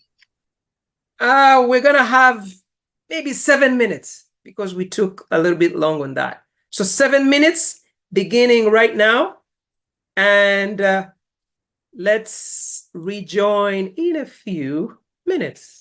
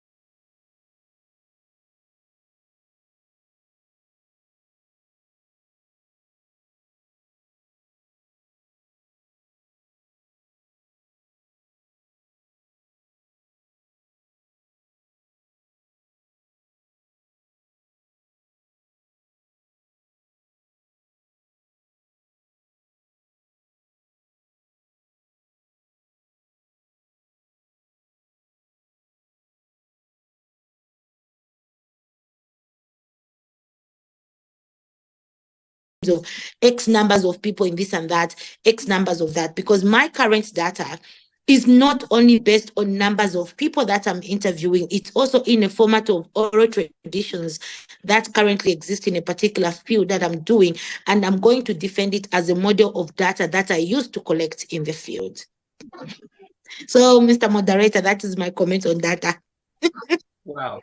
And that is a full book. You can write a book chapter in your dissertation around data from an African perspective, which I believe is valid, but the system in the West doesn't value it. And so why do you think us as Africans don't know that when I tell my story, that I was at UNZA, that I am Zambian by, I don't know, association, that I'm a honorary Zambian because I just greeted you in Nyanja, but the Western people don't get it. Why do you think? Well, I feel like I know Nana Day will be coming. It's your lived experience, so it becomes data, right? Your lived experience becomes data because nobody can refute your lived experience. And your lived experience is based on your oral tradition where information was transmitted. And it's important that we acknowledge that lived experience as a form of data. And I think it's not at the West, it is how we position ourselves. We've seen other, cultures and other people and position themselves politically in education and all that using their own form of data and language and culture. And they have continued to be in the positions of power. So what is holding us as African people to also do the same? I think in terms of acknowledging and accepting ourselves of who we are and the form of data we have, in addition to the Western forms of data, makes it rich data, if you know what I mean. And then just to follow up. Sorry, go ahead. Yeah, I think, that was my point. So please go ahead. Yeah. Now I wanted to follow up with a comment in the chat where Anita, who is from Uganda, which is data, she introduced herself, I'm from Uganda. One is joining from Zimbabwe. Anita says that collecting data is one thing, but what our understanding and knowledge of it is also different. Yes. And it becomes our role based from the summit in terms of trying to start transmitting this data in the language and format that will be acceptable. Yeah, because we have the data. I think, as I mentioned, I think people are saying we are not in spaces of influence and we are not able to inform positively, but how do we do that? I think my question is that it's not the issue of data, but I think it's an issue of representation in spaces that we need to be and how we need to start formatting. And I'm happy that you're going to have a press conference, because your press conference is one form of, the data that you've collected and how you're going to share it and present it to people that are going to influence policy. So I feel like we need to start, even this conference itself is a form of collection of data. The feedback that we are receiving, the comments, everything that is there now in terms of what it is, and you're saying that it's streaming on YouTube, it's just not on Zoom, but on YouTube, we are going to have that particular data that gives us information in terms of what we want to see and in terms of what our recommendations are. Why am I saying this? Thank you to Henry in terms of having invited me to be part of the UN Decade for People of African Descent, where that information has been shared and how we can be able to use that. So for me, going back to what you're saying, I'm centering my work in terms of on the UN Decade of the People of African Descent, and then streamlining it to the aspect of the justice system in Canada, and then look at the current data that has been shared. Because when we talk about the UN Decade of of the People of African Descent, is actually from 2015 to 2024. That is data. My question is, how many people were aware that from 2015 to 2024 was the UN Decade of People of African Descent. Because the data would tell us very few. That's data, right? So for me, it is how do we use this data to improve our current space in terms of where we are, and how do we as Africans with one voice, because being in Canada as a Zambian, you find that Africa is disintegrated in all the community of Ugandans, the community of Nigerians, the communities of Rwandese, the communities of Zambians. It is through this space like the one you have today that we are able to have different Africans being united, especially in Toronto. How do we work together? Because data is also numbers. How do we make sure that all these numbers of all these African institutions come together with one voice to advocate for a certain influence of policy? No offense to give examples, you'll find like the community, the Chinese community, it's literally, coming from Asia, but they have also the Asian community where they've made sure that they've worked together to make sure that their voices are heard, and they put themselves in all these issues that the previous speaker talked about valuing their names, valuing their accent, valuing their celebrations, because we have different celebrations that are acknowledged at federal government as well as acknowledged at provincial governments. And one of the things that I also want to acknowledge in terms of being in position of power is our current provincial, the first Black person to have been voted in Manitoba, recently had a particular day of celebration for Nigerian, which was put into law at provincial level. So you find that already the data is showing the influence of power. Though I'm going away from the current topic just to continue where the speaker showed, is that when we have people of influence of African descent, if we are united with one voice as Africans, because when I talk about Africa, I'm looking at 54 states. I'm just not looking at a particular aspect. I also want to acknowledge the work of Henry Sally, who has come up with the Africa Alumni Association at the University of Toronto. That is how I'm able to come to this space. The recognition of all Africans, not just by the basis of country, which is very common when you become a diaspora.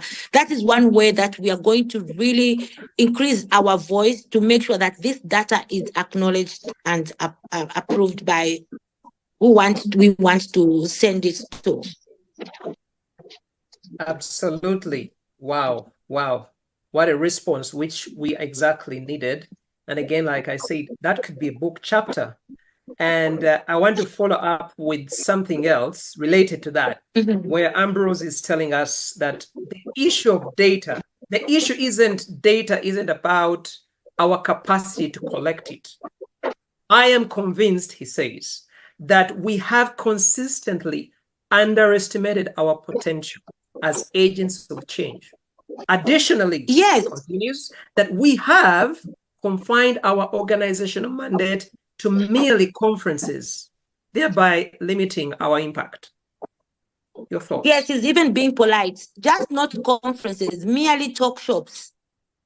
Talk shops with no actioning. I think as Africans, it is time, that we acknowledge ourselves that we are a powerful people. And then if you look at the aspect of enslavement, with the resilience that the African continent did to fight to maintain their culture, their language, their land and their heritage, required resistance. But we need also to acknowledge the aspect of colonization and what it has done to us. Is to doubt ourselves, is to agree to labels and to assume ourselves to whiteness. We need first of all to acknowledge that we are Africans. We have issues from our continent, yes, but we are Africans and we have a say in this diversity aspect. But the problem is that we have internalized oppressions as Africans, where we fight ourselves based on tribe. We fight our affairs based on who speaks better English than the other, or French be it. We fight ourselves based on the spaces is enough. And I think for me, when I look at when we go into the diaspora, whether Nigerian, whether Ugandan, whether Zambian, we are one people. We need, first of all, to start uniting and healing from our own internalized trauma as Africans based on tribe. Because we find that we spend more time fighting ourselves and instead of fighting the system. So it becomes a mere talk shop. After this talk shop, who is going to be, as you say, on the Christian level, a brother or sister's keeper to make sure that when there's an opportunity, we should not be comfortable. I'm the only Black person in this space. No, we need to make sure that our statistics say when I was there as the only Black person, I brought in 4 or 10 more. I'll still refer to Christine and Henry. When they started this Black alumni, the African Alumni Association, it wasn't about them and where they came from Uganda. It was about Africans, all Africans, and people who identify as people of African descent. I would say more than 100, I don't have the statistics in my head, have been able to pass through that, and we use it as a passage of recognition.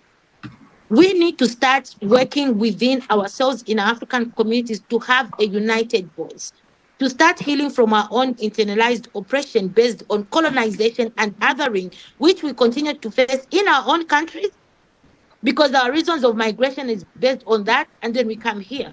But that doesn't mean that we do not have a role to play in society where we are situated currently, and that is Canada right now.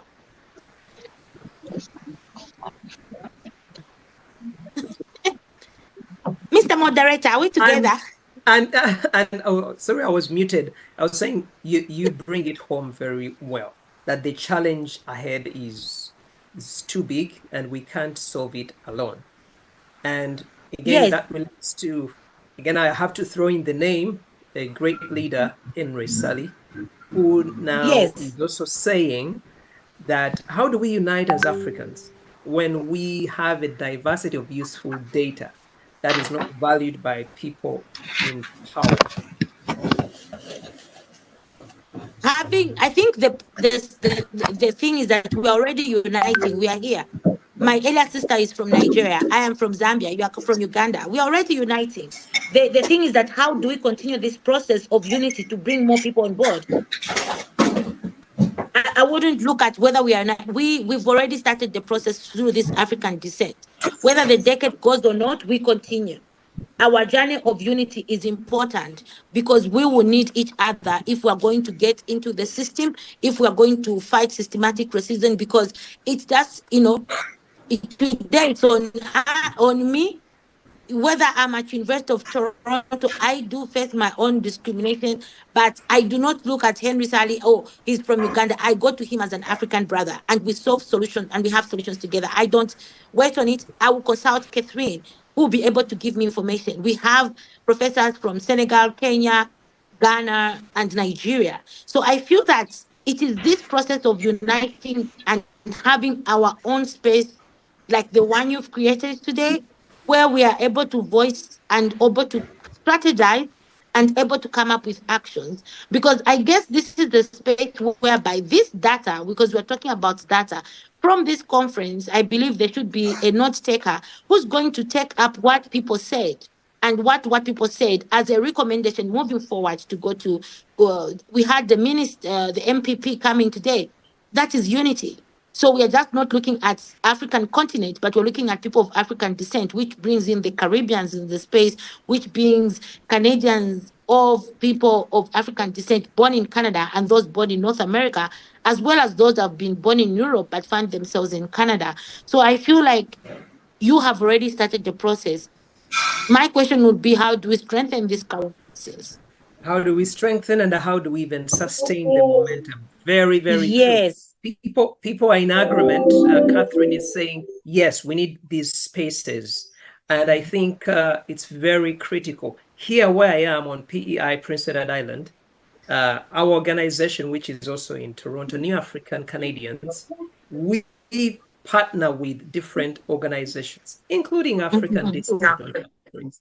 University of Toronto African Alumni Association, who not only deliver activities, but then learn from each other.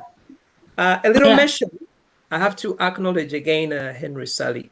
When he started and his team, Kathy and the rest, the Down Awards, I'm privileged that I was one of the first recipients in 2017. Oh. Yeah, I'm sure you didn't know, and maybe many people. So thank you to Henry Sally's vision, getting everyone, people from the islands, the Caribbean, and the like. So Yes. I know we have running out of time, but I wanted also to remind people the Decade of African Descent, Prime Minister Justin Trudeau extended it. It's not ending this year. It is ending in 2028 because, again, Canada signed on very late. Where I am on PEI, I have been working with mayors to actually recognize, and only one small town, it's called Three Rivers, in 2022, I went to their council and I said, listen, I don't see any Black people. Of course, the council had about 10 people. I'm the only Black person almost everywhere. I go to church, I go to groceries. This is during COVID. I told them, I need to speak to your council so that you recognize. Three Rivers, not even Charlottetown, the big city. So the thing I got. So Go ahead. yeah, but so it goes to what the previous presenter said, your personal involvement, because the issue, it is not my business. As an African, it is your business to be involved in all the levels to see if there's no representation of people who look like us in those spaces. So because of lack of time, Mr. Moderator, I just wanted to give some statistics on the aspect of the criminal justice system in Canada and its impact on anti-Black racism based on the UN Decade of People of African Descent and what it has been able to do. So because people really asked for statistics, I wanted to just give some overview. Like, just to inform people, do you know that there's a fact sheet that has statistics about the overrepresentation of Black people in the criminal justice? And this is because of the role that the people of African descent played. And then one of the things based on research, you find like Black people are overrepresented in Canada's criminal justice system. They are actually as victims and survivors, as well as accused or convicted people. And then also, there is again issue of limited data, the unavailability of some of the data and current data gaps, which does not allow the current system or the current information, which I'll share more to the group, to be able to go back to read, which talks about, understanding the underlying causes of this overrepresentation. But you know what? We are here to explain ourselves like, okay, this underration of power, we need to be the ones to say how many of us, for example, have been stopped in a shop or followed behind just because we look and speak differently by people in a restaurant, in a shop, or in the subway, because we look like Black people. So I think for us, in terms of understanding the gaps, it comes from these spaces where we talk about, as I said earlier, our lived experiences of how we face racism in these areas, and therefore we are accused by the way we speak and by the way we look before we are even proved guilty. I think for me that would be one of the feedback which I found when it comes to that. And then secondly,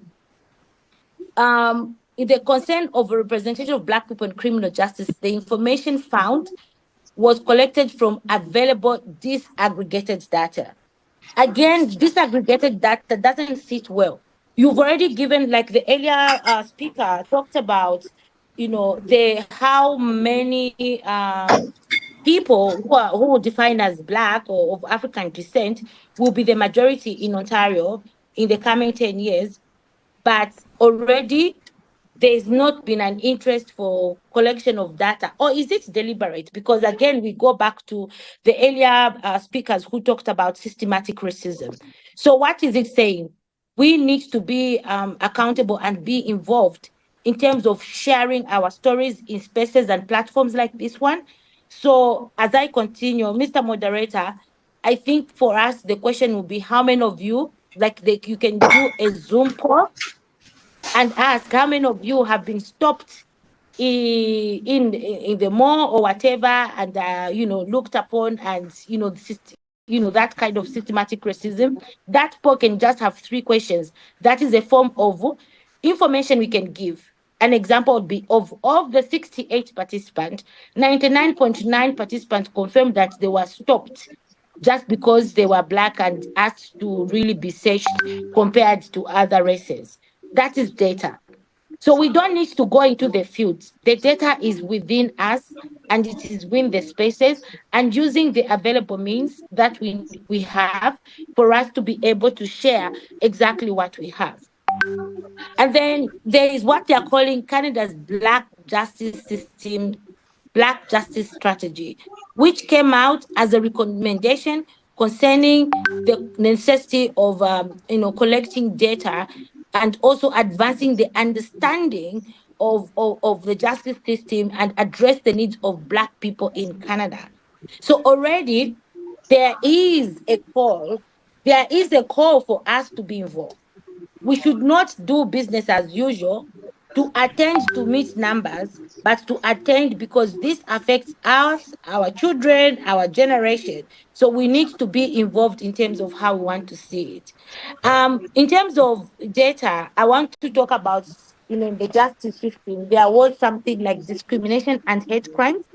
According to the 2019 General Social Survey, 46% of Black people aged 15 years and older. So some of them could be your nieces, your nephews, or your children, reported experiencing discrimination in the past 5 years, meaning that they started facing discrimination when they were 10 years, compared to 16% of non-Indigenous and non-racialized population. This is coming from the Statistics Canada of 2019. In 2022, which is 2 years ago, police reported hate crimes motivated by hatred of a race or ethnicity increased by 12%, whereas the percentage of hate crimes specifically targeting the Black community increased by 28%, more than twice as much. These crimes accounted for 43% of all police reported crimes motivated by hatred or race or ethnicity. This could be in the places of work, or places we stay, or places of learning, or places of congregation, or whichever. And this is coming from the Canadian statistics. And then they further go on to talk about accused person in 2015/2016, and this report comes out in 2023. Black people, adults, and youth were twice as likely to be accused in comparison to the general population. Black people accounted for 6% of all accused, while representing only 3% of the Canadian population. Let's take a pause there. We are only 3% of the whole Canada, just not Ontario, but we are 6% of all accused. That should be a concern for all of us who are here. And then when we talk about incarceration, is people who are found with a case to answer. You find that in 2020 or 2021, and that was literally during the COVID times, despite representing only 4% of adults in Canada, Black people accounted for 9% of the total offender population in federal corrections. We should be concerned.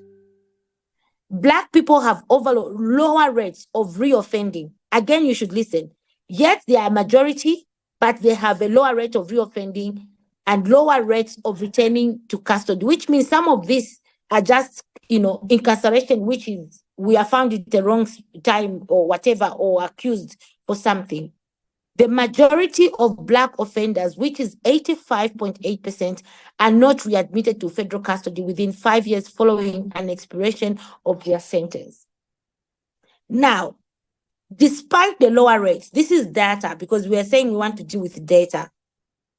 Despite the lower rates of reoffending and returning to custody, Black people are more likely to be assessed as higher risk, low motivation, and low integration potential. And this is coming again from the Office of the Correction Investigation. And this is a report on 2022. I'll end there for statistics for a moment. What is it saying? This is coming from the external steering group on the Canada Black Justice Strategy. It is on the government of Canada, and we need to be aware of the information that we are a target by all races, and mostly Black and Indigenous. Therefore, when we start talking about the Black Justice Strategy, we need to know that if it is not us, it will be somebody, it will be one of our children or our nieces or our nephews, because of how the perception of Canada is centered on anti-Black racism. Then, interesting enough, based on what you said that they have extended the 4 years, the Canadian government, the federal government, not the provincial government, has released this external steering group report, a roadmap of transformative change, Canada's Black Justice Strategy. My question is, how many of us are aware that there's a roadmap to deal with these challenges? Mr. Moderator, you can advise how many people know about it, because excluding myself, we have 49 participants right now. If people can just raise up their hands. I didn't know. I'm being very honest. I had no idea. Yes. So this is on the Canadian government website. And how many of us? I'll be able to. I was going to say, how many of us? Question is, how many of us are aware? Or even read the Canadian website? The question is, what is the role of our communities? This is the information we should be disseminating to our communities to be involved. The townhouse issues, like this is something, and this news release was released on June 27 of 2024 in Ottawa by the Department of Justice, where they have come to acknowledge the aspect of anti-Black racism and systematic discrimination have their origins in Canada's history of colonization. So we need to understand that. It is not our fault that we're being stopped.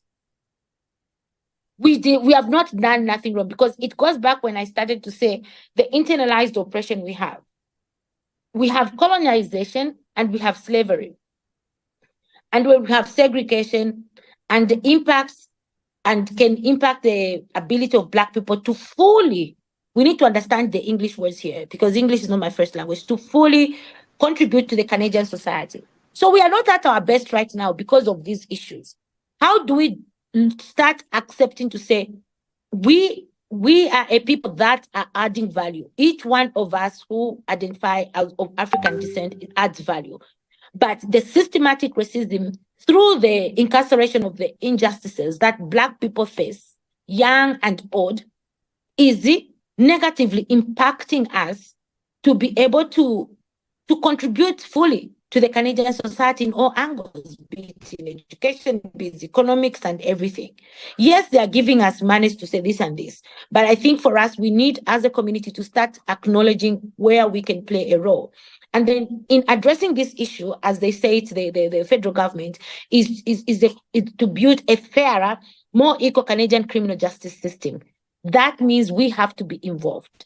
I hope that in your press statement, you are going to talk about how do we engage in all areas of Canada, this aspect of what they are calling the Black justice. How do we get involved in all levels? Because this information is there, but we as the people who are involved, 0.1% of us are even aware that this information is going on, right? So it already becomes a challenge. I see dissemination of information. Who are they sending to? Is it really meant for us, or is it just to make themselves look good? So we need, and we talk about valuing ourselves, is to becoming engaged in civic issues such as this. Because it is not today, it is not tomorrow. I have been stopped several times in the malls. I have never been treated well, like even in the subways. Or sometimes I remember I was trying to buy something. They'll tell me, some security person starts following me behind. Why? They assume obviously I'm going to take something. That anti-Black racism. Next thing, Even in our apartments, we speak loud voices. They'll never call anyone else. It will be a neighbor will be like, there's some fighting going on. And then they call police on you. That is what the criminal justice is, just to bring it home. You are there doing praise and worship at 02. They will call the police on you, but they will not call police on other people who identify as white and white partying up to 06. Why? Because you are put in that category of a threat in that particular community. That should be a concern and interest. Those are data that you need to document of your lived experience and include it as part of the report of what they're trying to do. And question how you as an individual living in Canada is involved in this particular justice system. Each one of us has a particular, because sometimes you're like, am I overthinking? Did that just happen to me?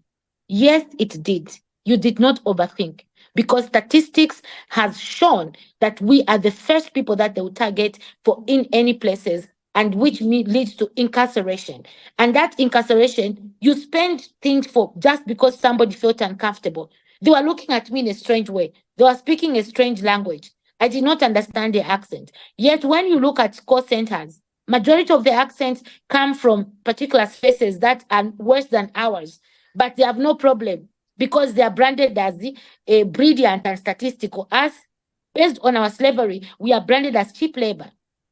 We should not internalize this branding. We should rebrand ourselves as Africans who have a purpose. We are grounded from a culture. For us to exist and be in Canada today, especially those who identify as Africans, it is not easy. We work 1,000 times more than anybody else. We are brilliant people, but we need to acknowledge that this brilliance should not be hidden in our families to say God will provide. God will fight for those who fight them for themselves. And Martin Luther King said, power shall not be given to you. You should learn to fight for it. Do you know what I mean?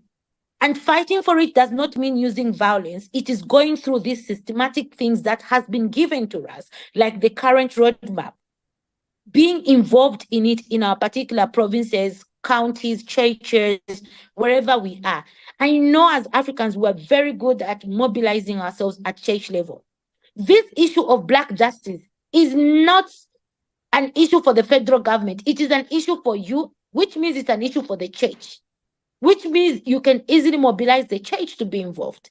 It is an issue for you in your community, as a Ugandan community, to put a statement and say, we want to be involved. They will not say no to you. It is an issue for all different African programs that say, okay, we are involved and want to be there. So this information is out there. They mention 5 pillars. The first pillar that they talk about in this, they talk about short, medium, and long-term actions. What are those? That's a question I'll put to the audience. I will send it to the moderator to be able to share widely and add it as a newsletter for people to be involved. The first pillar they talk about is social determinants of justice. And the social determinants of justice actually are very interesting. They have employment, income, housing, education, health and mental health, child welfare, and immigration and settlement. Quick question, where are we in those issues? We talked about access to employment, whereby when they see Rachel Kalaba, I will not be looked at my application. We are talking about immigration and settlements. Did you see how our own people were sleeping outside when it mattered most? Others were being put in hotels and everything. That's an issue. Child welfare. Whether you have those who have children, you know it's an important aspect. Those of us having, those of us who are intending to have children, that's an issue. Policing. It was an issue, even the report of the people of African descent, where it is likely that a Black person will be stopped by the police than any other. These are facts. We are even worse than USA, by the way, Canada, based on the statistics. Because the People of African Descent Commission came to Canada and were able to come up with this. Courts and legislation. How many people who identify as Black are in the courts and in the legislation? There are other statistics that I'll talk about. Also the corrections. And then we talk about the 4th pillar, is talking about corrections, The fifth pillar talks of the payroll, re-entry, and reintegration. How is reintegration for Black youth when they are taken into custody by the age of 15? Literally, their life is gone. Moses Muturi, please, I know you want to talk to family. We can hear you. So, based on this, the external steering group on Canada was compromised. They said that it was comprised, not compromised, sorry, because English can mean a lot of things. 9 experts and leaders from Black communities across Canada. My question is, do you know them? Because it was established in 2023 to advise government on Canada and the development of Canada's Black justice strategy. My question is, do you know who these people are? How do you send in your recommendations? That's the question I would leave to it. And then some of the facts they give us, like in December 2021, the Minister of Justice, Attorney General of Canada, was mandated to develop Canada's Black strategy. That was 2021. We are in 2024. They are still planning and developing. We should be concerned on how time and how long the process is taking. And then we talk about the development of Canada's Black strategy, which is now out based on the recommendation of the people of African descent from 2015 to 2024, with a focus on the right to equality and non-discrimination measures to improve access to justice and eliminate anti-Black racism and systematic discrimination in the criminal justice. And then you have, like in 2020 and 2021, despite representation about 4% of adults in Canada, Black people account for 9% of the total offender population. That should be a concern for all of us. In 2021, 2022, although Black youth represent approximately 4%, we have of the combined youth population in Nova Scotia, they actually have specific Nova Scotia, Alberta, and British Columbia. They account for 9% of youth admission. And Black people have overall lower rates of reoffending.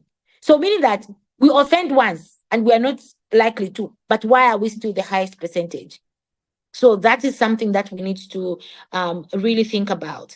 So for me is that we need to engage with all the attendees to be involved, because this is coming from the Canadian Department of Justice in Canada, and it is very much there.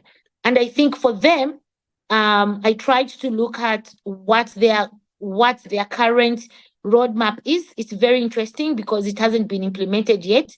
I'm trying to go to the website, but I don't want to waste the time. But I think for me is to understand that the criminal justice system in Canada does not work for us, especially as people of African descent. It is based on data. It is not, we are not imagining what we experience. The data is speaking to what exactly is. But for me, instead of my culture, which says crying on spilled milk, what is the way forward? How do we see ourselves personally in being engaged? How do we see ourselves as a community being engaged? How do we see ourselves using the platform like this one, as well as that of a press statement, to cover this? We shouldn't do business as usual come 2024.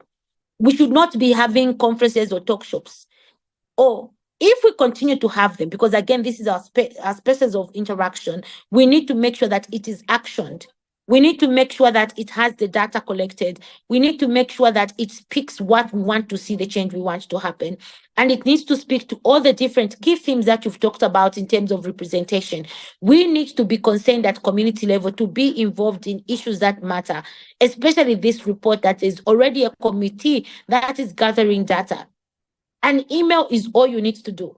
A phone call is all you need to do. We are in a space in Canada whereby your voice matters and your representation matters in terms of seeing how we can literally change the criminal justice system. So I used research and data, and I would like to make a disclaimer. I'm not a justice expert.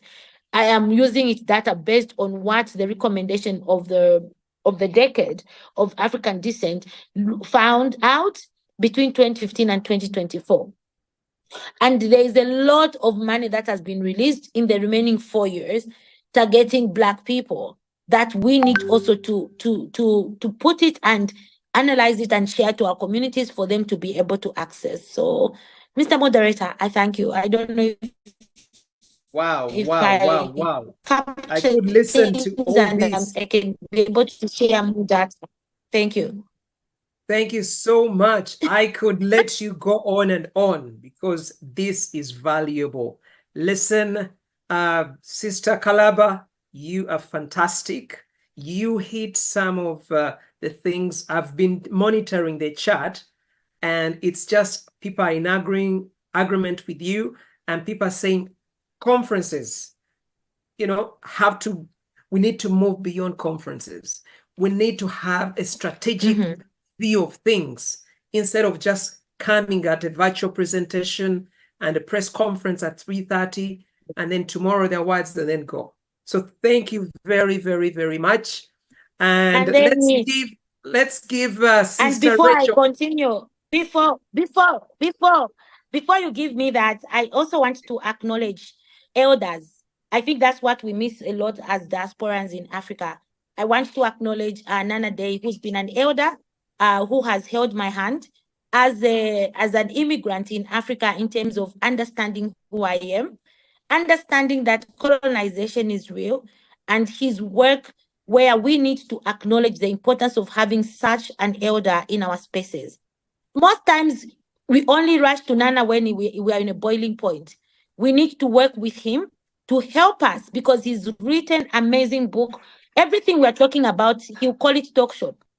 Nana Day is been my mentor and my father in Toronto. So when you see me speak like this, it's because there is a saying in my Bemba language, the fire that is surrounded by elders does not burn you because the elders know better and they know best.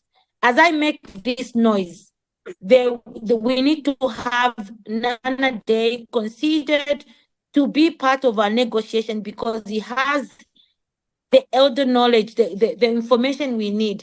I hope my recommendation is that Nana Day should be one of the people sitting with you as an elder, carrying you with you, telling you where we are. Because we, most times I talk to the elders when they have shut the door, then we say, who else can come and help us? Oh, we missed our sister there, Kalaba Rachel.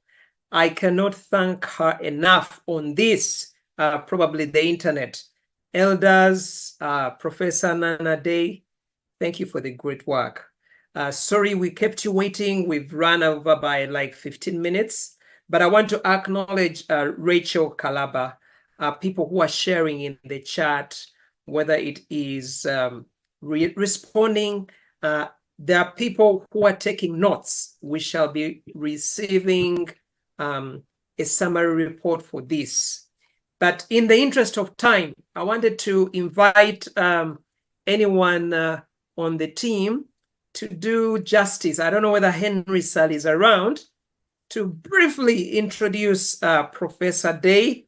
And we have 41 slides. We may not go through them all because of time.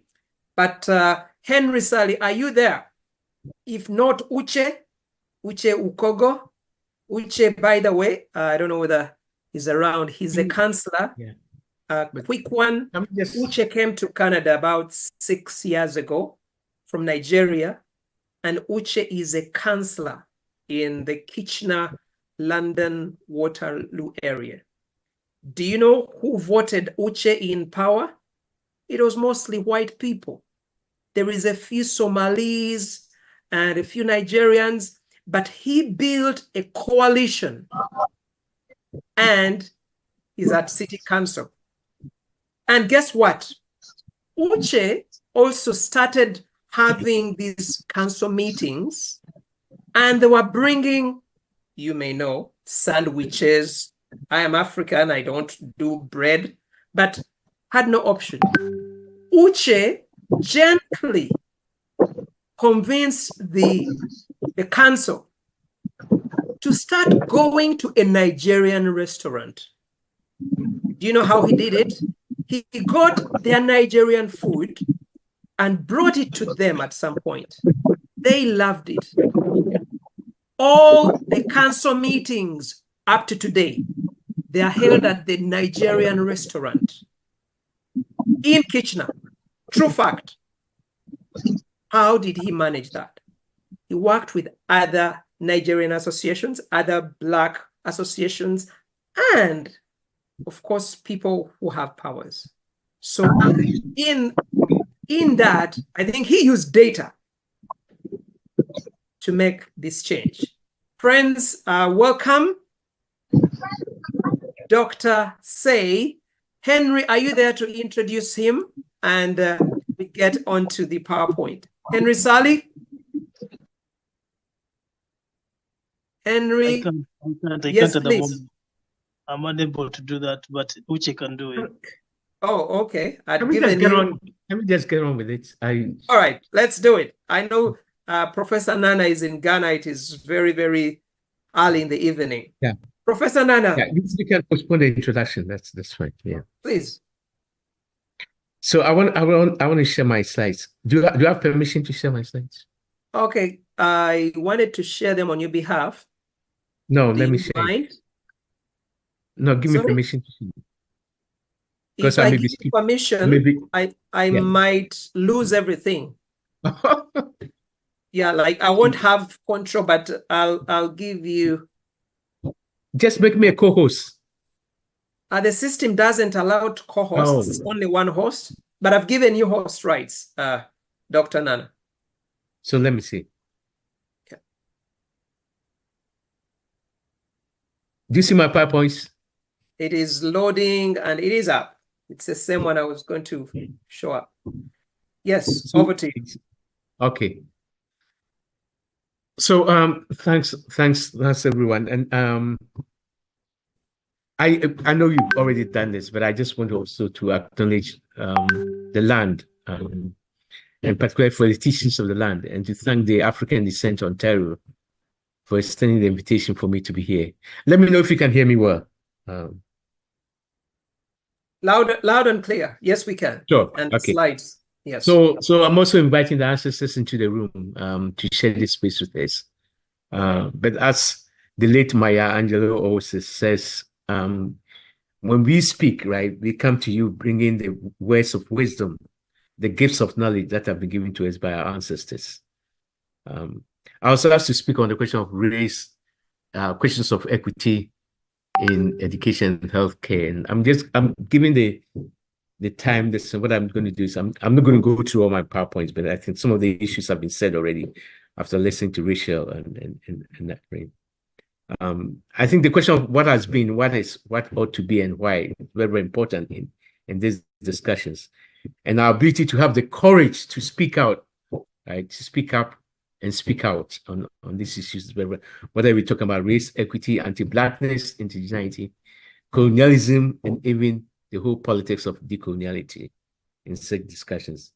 And I'm reminded by one of the words of my PhD student, Zainab Safa, when she says, if it's end critical, it is not anti-racist, it is not decolonial, it is not anti-colonial. So we need to be very, very critical in that, right? And then to begin this conversation, I think it's very, very important for us to look, there's always this idea that we all care, right? We all care. We want to make a difference, right? But in order to make a difference, we have to see that the work that we do is not extra work.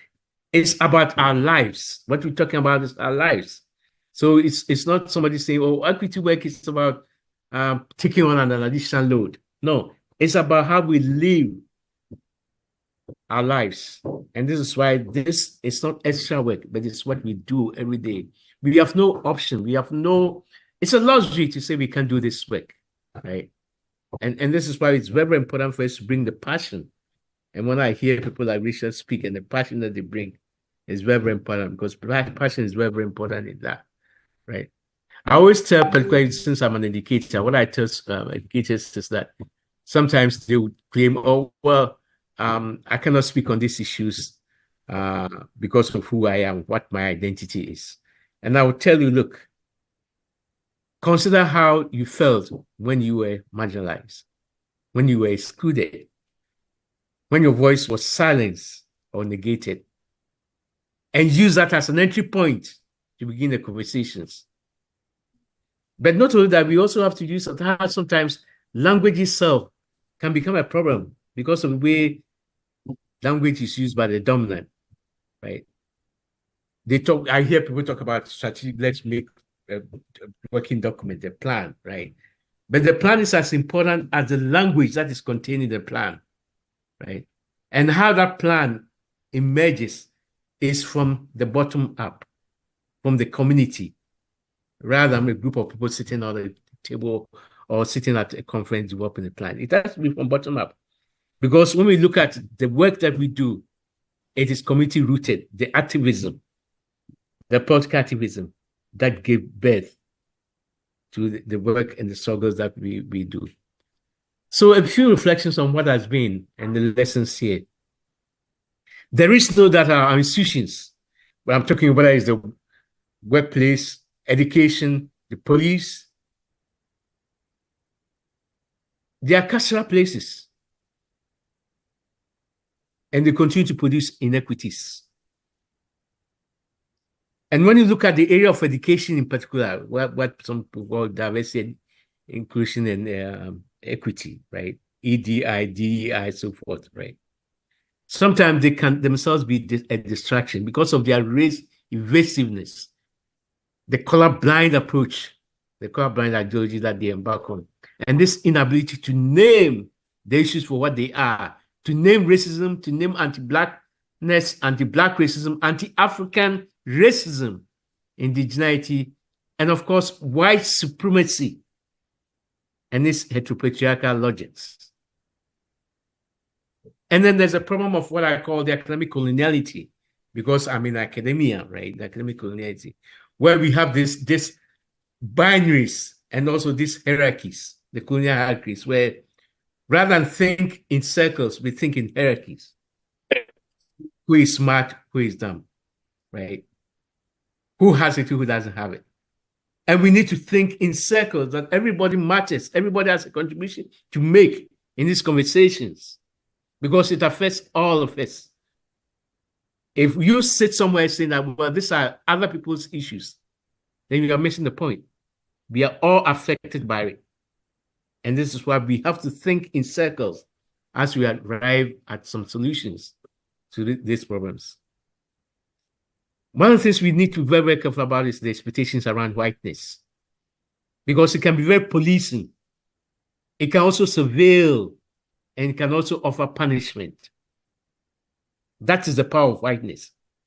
It can surveil, it can police what we say, and it can also ask us to conform, right? So when we say, well, what does it mean to be a Canadian, right? Canadian is about conforming to particular standards and particular views. And this is what we need to be very, very careful about.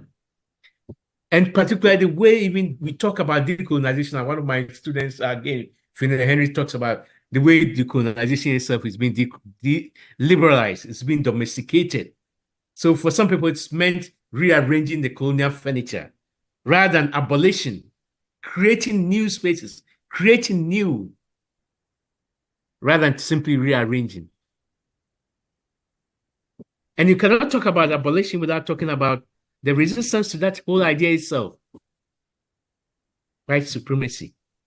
There's a big, big resistance. And we can only do this work if we call it for what it is. We name it for what it is, challenge it, and to think through that at the end of the day, what we are doing is not just coming to know, but it's for human liberation. This is why this issues about social justice, anti-racist, anti-colonial work is for true human liberation. And it's not just for a select few, it's for everyone.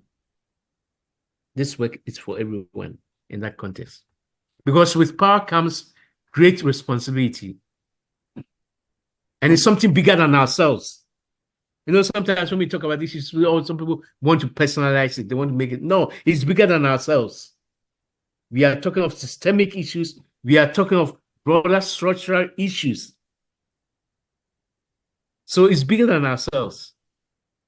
And it's important that we recognize history in these conversations and to pay homage that we are standing on the shoulders of those who have gone before us, those who have fought these battles, and we learn from the lessons and build on it. So we know the same way it said, never arrive late and proceed to claim all the credit. Look at the work, the foundation that has been done, that we stand on. Learn from those lessons and think through the solutions. I think it's very, very important to operationalize equity in this sense. And here, let me brief. Equity itself has become a very nebulous term, right? And it does not lend itself to an easy definition. Today, it has become a catch-all phrase. And when you see it particularly in the way we talk about it in education, to me, if you're going to talk about equity as it relates to education, then it must be about human liberation, a struggle for human liberation. And it is more than fairness and justice.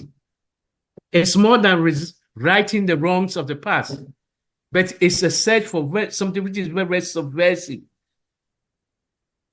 And it's informed by a critical understanding of race, anti-Blackness, indigeneity, class, gender, transgender, sexuality, disability as sites of power and difference.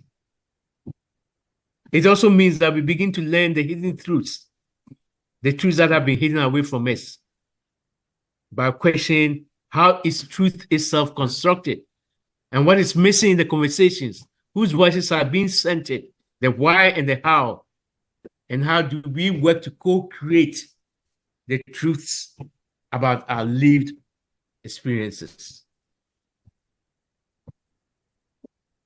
Of course, it entails power sharing. It entails resource sharing. But it also entails naming the legacies that we are still living with today. Legacies of colonialism, Black indigenous resistances, some of the things that Rachel was talking about. They're legacies. We need to name them.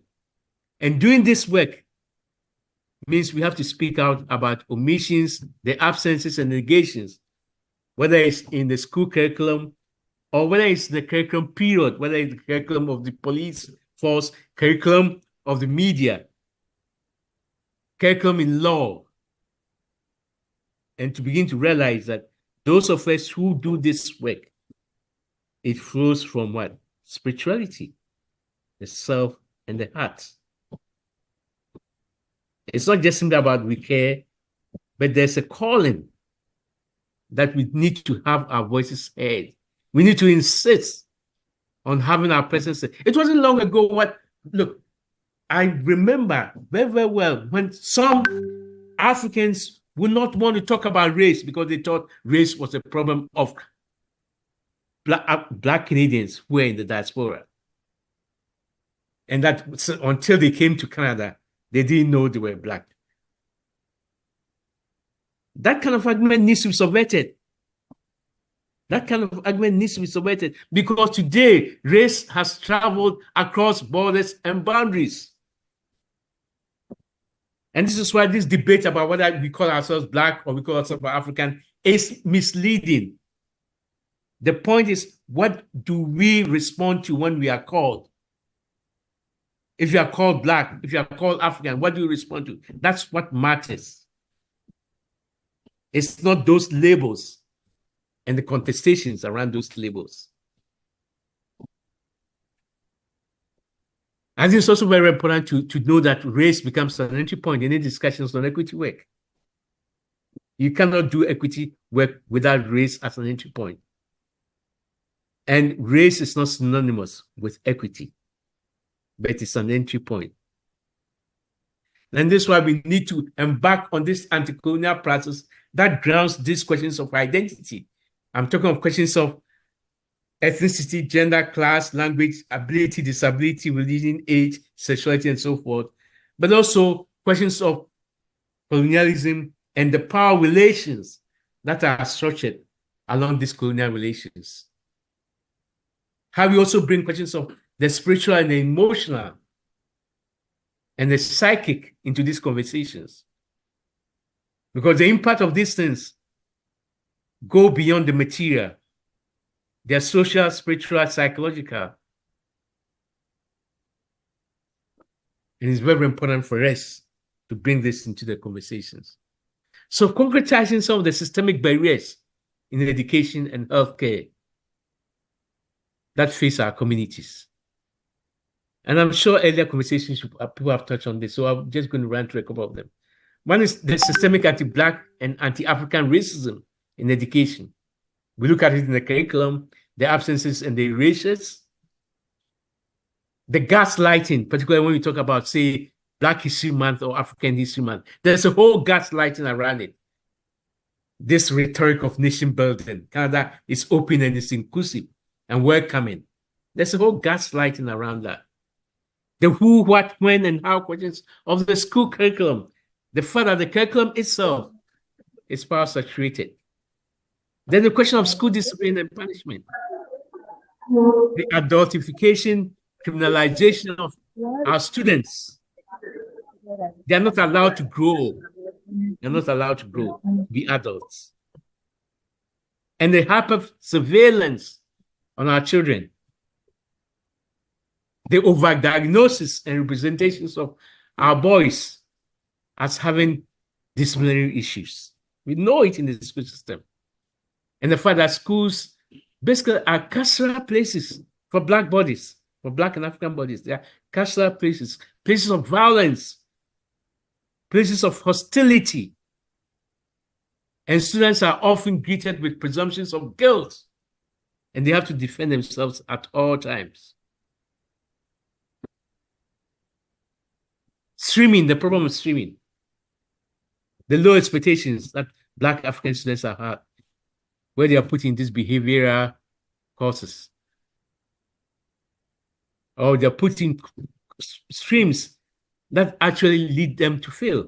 You know, sometimes you ask them, oh, what do you want to be? And they say, I want to be a medical doctor. I want to be a nurse. I want to be a scientist.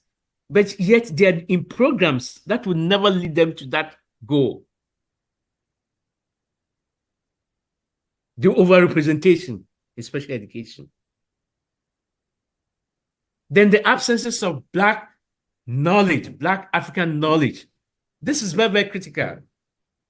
This is very, very, very critical. And it's not just talking about the voice. I'm talking about Black cultural knowledge and the question of African history.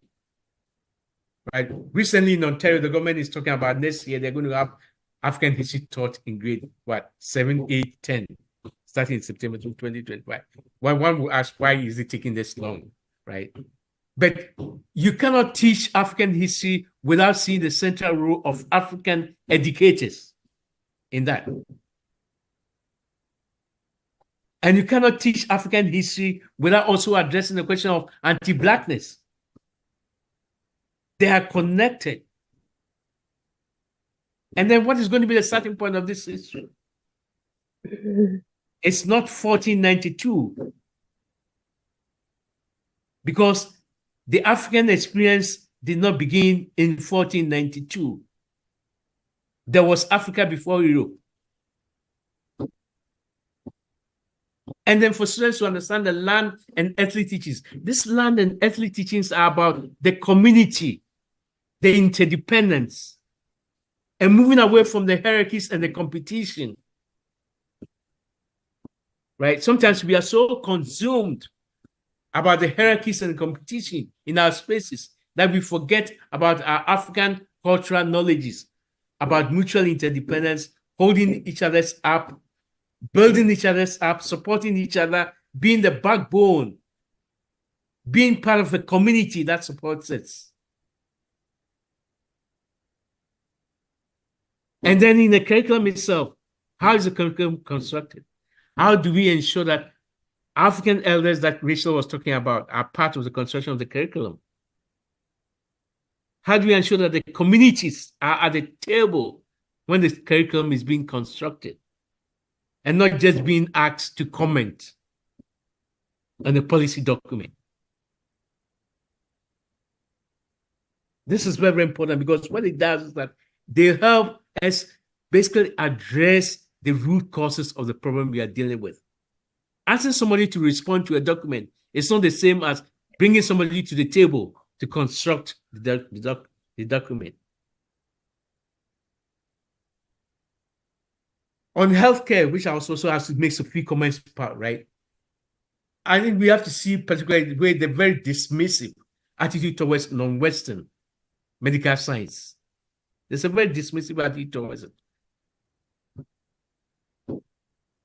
We are not able to account for the different medical traditions that exist on different landscapes.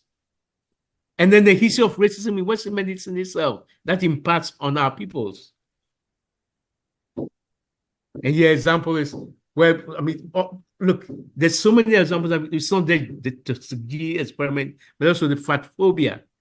The Sabrina Springs notes that racial scientific literature, at least in the 18th century, has claimed that fatness was a savage and was something synonymous with blackness. And this has created a whole lot of discourse that have stereotyped a group of people. We know the lessons of COVID, how it laid bare the health disparities that exist in our communities. Who had access to what services? Who was forced even to work during this period? The essential workers. Who were the essential workers? The medical sexism that exists and how it intersects with race. When women, particularly Black and Indigenous women, are not believed of their symptoms. And some of you may know the case of Serena Williams. If she wasn't such a powerful person, right, she basically have died because of misdiagnosis, but she insisted on her rights, contrary to what the medical experts were telling her. Black access to medical treatment, the high cost for efficient and adequate medically advanced treatment is an issue. We also have to deal with within our communities, particular illnesses, high blood pressure, sickle cell, diabetes. What access we have to Black-owned doctors, Black doctors? The death of Black medical professionals in leadership positions. And then when you look at the study of medicine in our schools, the Black underrepresentation in Black medical research, and how we diagnose some of these problems facing our communities. I want to mention also the question of Black mental health, because it's very, very important. In this, we can't have a conversation of Black health care and not talk about Black mental health. It's a very big issue. But we need to look at the external factors that have contributed to that, the colonial trauma, the ongoing legacies of Black racism and the poverty. And this is why it calls for culturally relevant approaches to dealing with Black mental health. I'm thinking of Afrocentric healing,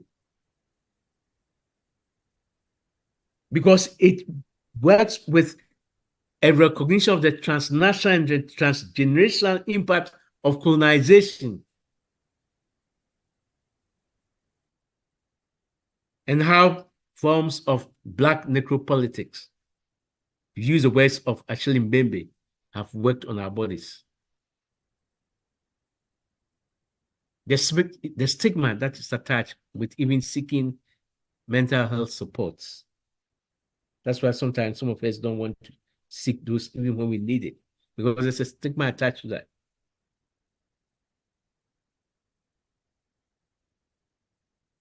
What is the epistemic and political challenge I'm speaking about here?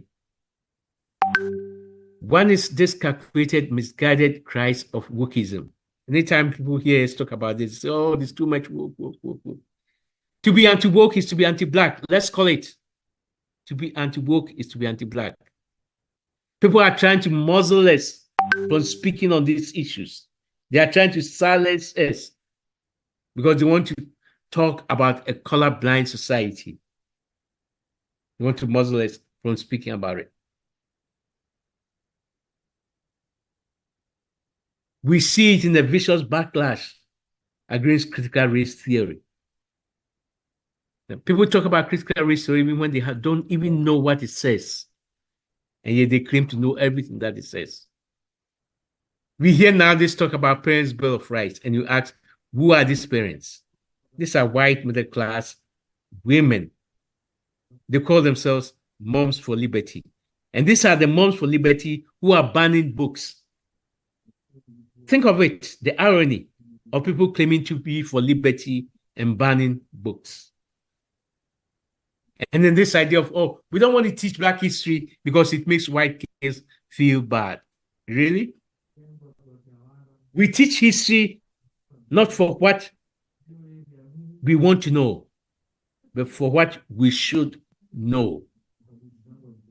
Because there's so much hidden truths. And that's why we need to teach this history. Not for what we want to know, but for what we should know. And the last point before I come to the strategies of response that I think is most important I want to share with people, right? I've been in this business for quite some time now, right? And I see there was a time when we were pushed away from speaking about black-white, right? Because people said we're making a black-white binary, right? It's a black-white binary. And so we've been pushed away and people don't even want to say it now.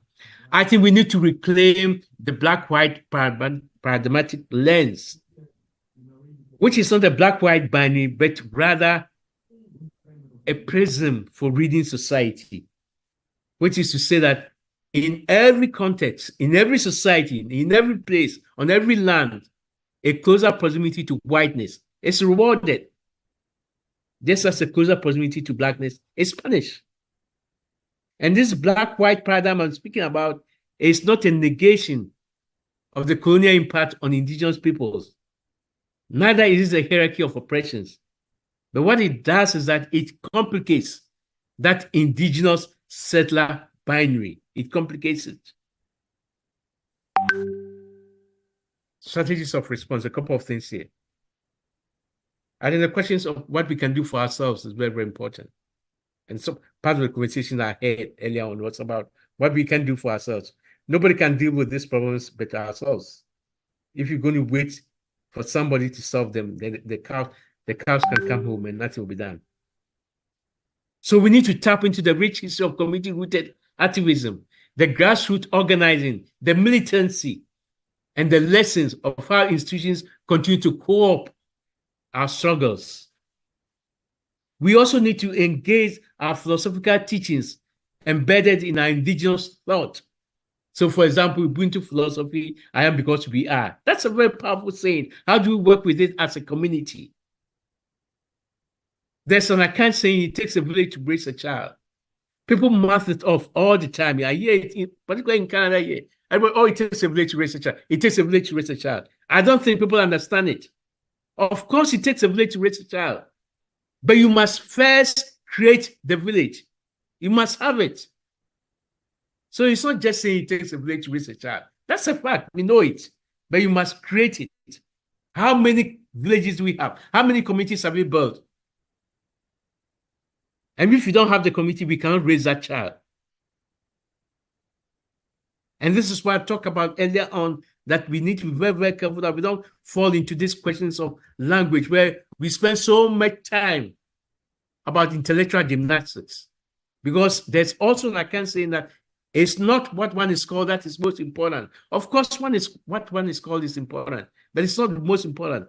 It's what you respond to when you are called. What are the causes that you respond to when you are called? And this is why we need to engage in advocacy work. We need to engage in advocacy work around our different access points, working with our professionals on all fronts, whether it's Black health, Black education, the criminal justice system, and so forth, for the diversity of our communities. To engage in needs assessments in our communities, because our different groups have different needs, and we need different needs assessments. We also have to commission our own research. To identify what is happening in our different jurisdictions so we can learn on a comparative basis.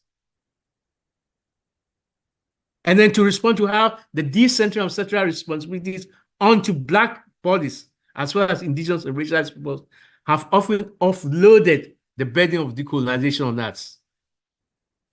So the burden of decolonization being uploaded on us is to say we are the ones who need to be decolonized, when it's the colonizer that needs to be decolonized. It doesn't mean we don't need to be decolonized, but it cannot be loaded on us.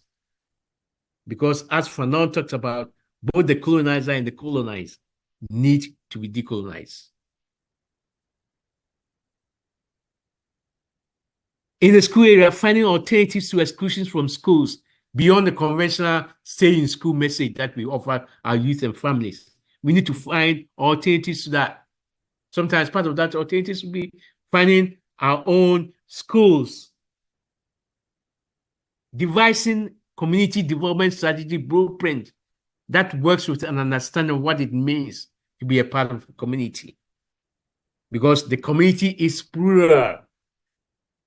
Communities, plural. We are Africans, but that Africans is plural in the sense of this plurality in terms of lands, geographies, ethnicity, class, gender, sexuality, disability, and the distinctions. This is what we mean by pluralities of communities. It's not just simply the nations, but even within the nations, how race, class, gender, sexuality demarcates, and be able to know that and address our responses targeting those distinctions. To ask what does effective, sustainable, and healthy community development entail? To respond to questions about the who, the what, and the how of community involvement and community development. At the institutional level of education, right? I think it's very, very important, as I talked earlier, to look at the school curriculum and talk about it very, very broadly. Because the school curriculum it's not a straight jacket that you wear and put it off. It's about everything that happens. The environment, the climate, the culture. It's not just the text and the pedagogy, but the environment, the culture, and the climate. Long ago, we used the term the deep curriculum to refer to that. And to recognize that that curriculum itself is power saturated and is contested. But we need to work with generative and speculative knowledges as we build on this. Because one size does not fit all. We need to challenge the standardization recipes that Levin talks about. And then the late bell hooks, that this imposition of sameness is a provocation that terrorizes. Saying that we share certain things does not mean we are the same. We share the experience of colonization, but it doesn't mean our experiences are the same. So adopting a more radical subversive take on inclusion, which is building anew, and also addressing the question of representation, the visual culture, the knowledge, the multi-epistemes, the different knowledge systems, and then the physical representation. I had earlier on, I mean, because I keep talking about racial, because I talk about, right? Would that person making the noise, please shut it down?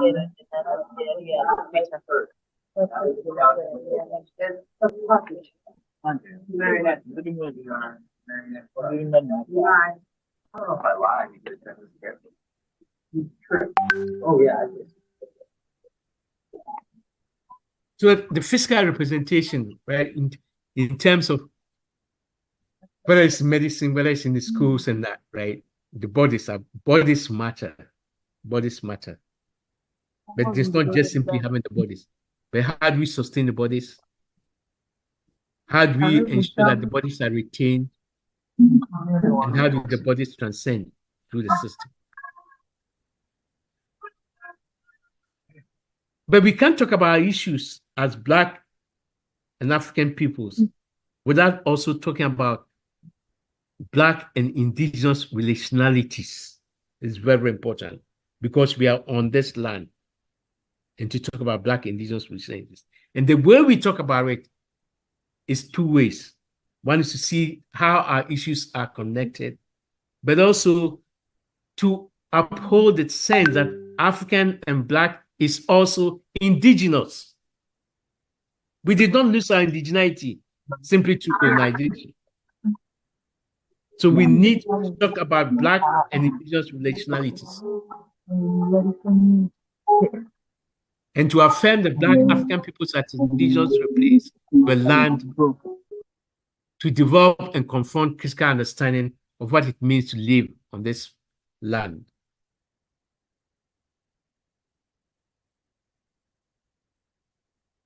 I think as we talk about these Black indigenous relationalities, we must be very, very careful that we don't center whiteness. Because when we do so, we are reproducing coloniality. And what I mean by that is that sometimes we are set up in a very adversarial relationship. And it's very, very concocted adversarial relationship, which is often grounded in white supremacy and its colonial logics. You see it in the way sometimes people talk about Black as settlers, right? We need to trouble that, both pedagogically and politics-wise. What does it mean to teach about settlerhood pedagogically? And what does it mean to do politics around that? So when I hear, for example, Black bodies talking about, oh, we are settlers on this land, they need to be very, very critical of what they're saying. Because we have to be careful that we don't deny our African indigeneity. The fact that we have Africans who came on this land not as settlers. It's very, very important to be able to address those conversations. So let me conclude with some comments here. We do not plug committees in space. We build committees one break at a time. Committees are not given, we create them. But we also have to be very futuristic. By that, what I mean that we are called to become prophets of what could be, as one of my students write, and to create counter visions of the world we want for our communities. We are living in a new present, as Simpson talks about, but we are also building a new future, and this is not an either or. We cannot be imprisoned by our past. Our past is not our future, but the past has lessons for the present for us to work with. And we have to reframe the politics of refusal, which is to say, we disrupt, we diverse, we resist, but we work around, we work within, and we work outside our institutions. Some people can make the change within. Some people can make the change from working outside. And some people can make the change by working around the system. But to affirm that our institutions are contested places and that we need to be, a term I used long ago, warriors. We need to be academic warriors. We need to be community warriors with responsibilities. And we should not become products of our institutions. In academia, we say, Nyamno talks about becoming intellectual imposter. You're not who you are. You're not your true, authentic African self. You are performing. You want to be accepted. You want to be validated. You want to be legitimized. So you deny your African authenticity, right? We should become products of our own decolonization. And as social activists, Biko, Mandela graced us, we have to caution how we do this work in a way that enables the dominant to do, quote, a penance and have their conscience cleansed. An example is the way our institutions call Black excellence. So sometimes they will have our pictures on their brochures, or they are very, very diverse, right? You have our pictures in their brochures, having their conscience cleansed when they are not actually doing the work that needs to be done. And we shouldn't allow them to be users that way. And then towards a specialty of operations, it's something I've been working on. It used to be when we would say, well, these institutions are not meant for us. So we be in it and we get what we can. No, we have to make demands. We have to make demands of our institutions. That is the specialty of reparations, making demands of our institutions.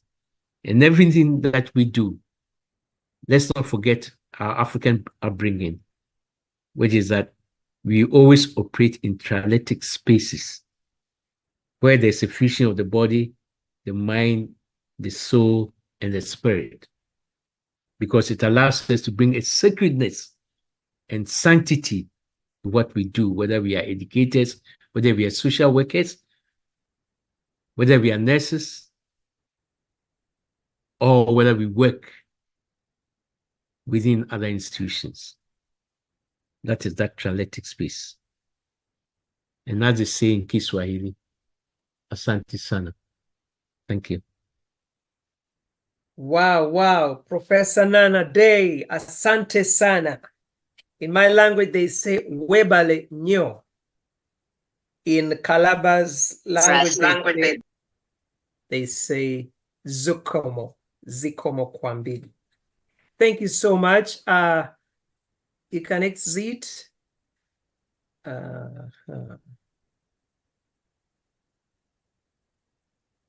All right.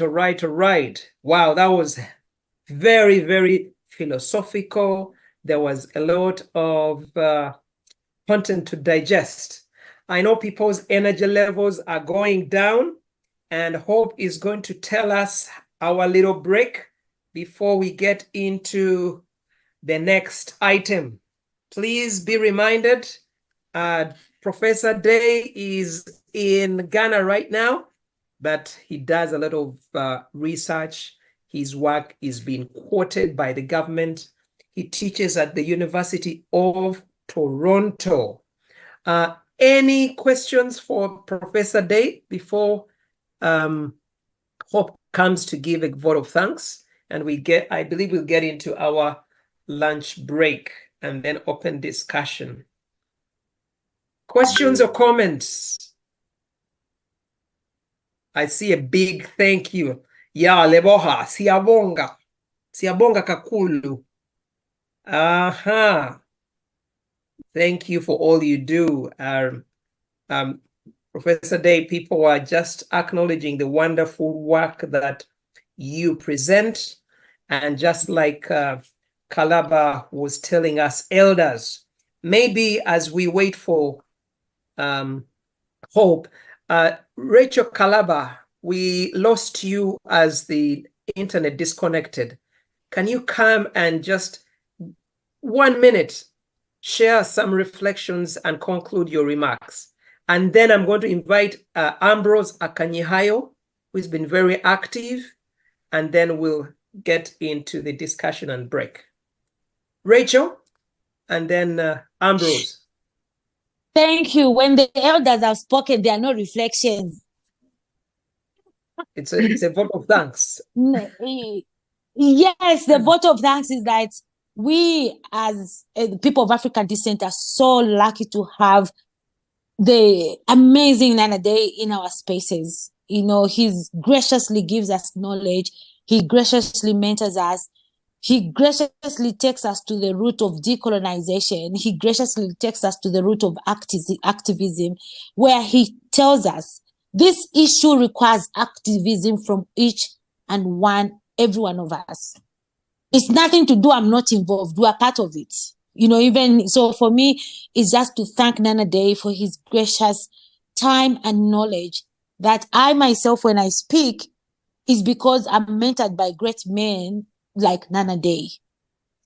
And my knowledge of anti-colonial work or decolonization is centered on Nana Day's work, which influenced me to even be at University of Toronto. So for me, I cannot even have any reflections, but just to be so humbled and so grateful that he's able to come to the community spaces, because he's coming from academia to come to the community to make sure that us as the people of African descent, we start acknowledging the work we have to do. Their work starts now. Their work is not tomorrow. The work is not when we are impacted or when we have to be at the incarceration or when we do that. But for me, it's to really gratefully thank Nana Day for the knowledge and this knowledge is not oral tradition. It is in the books.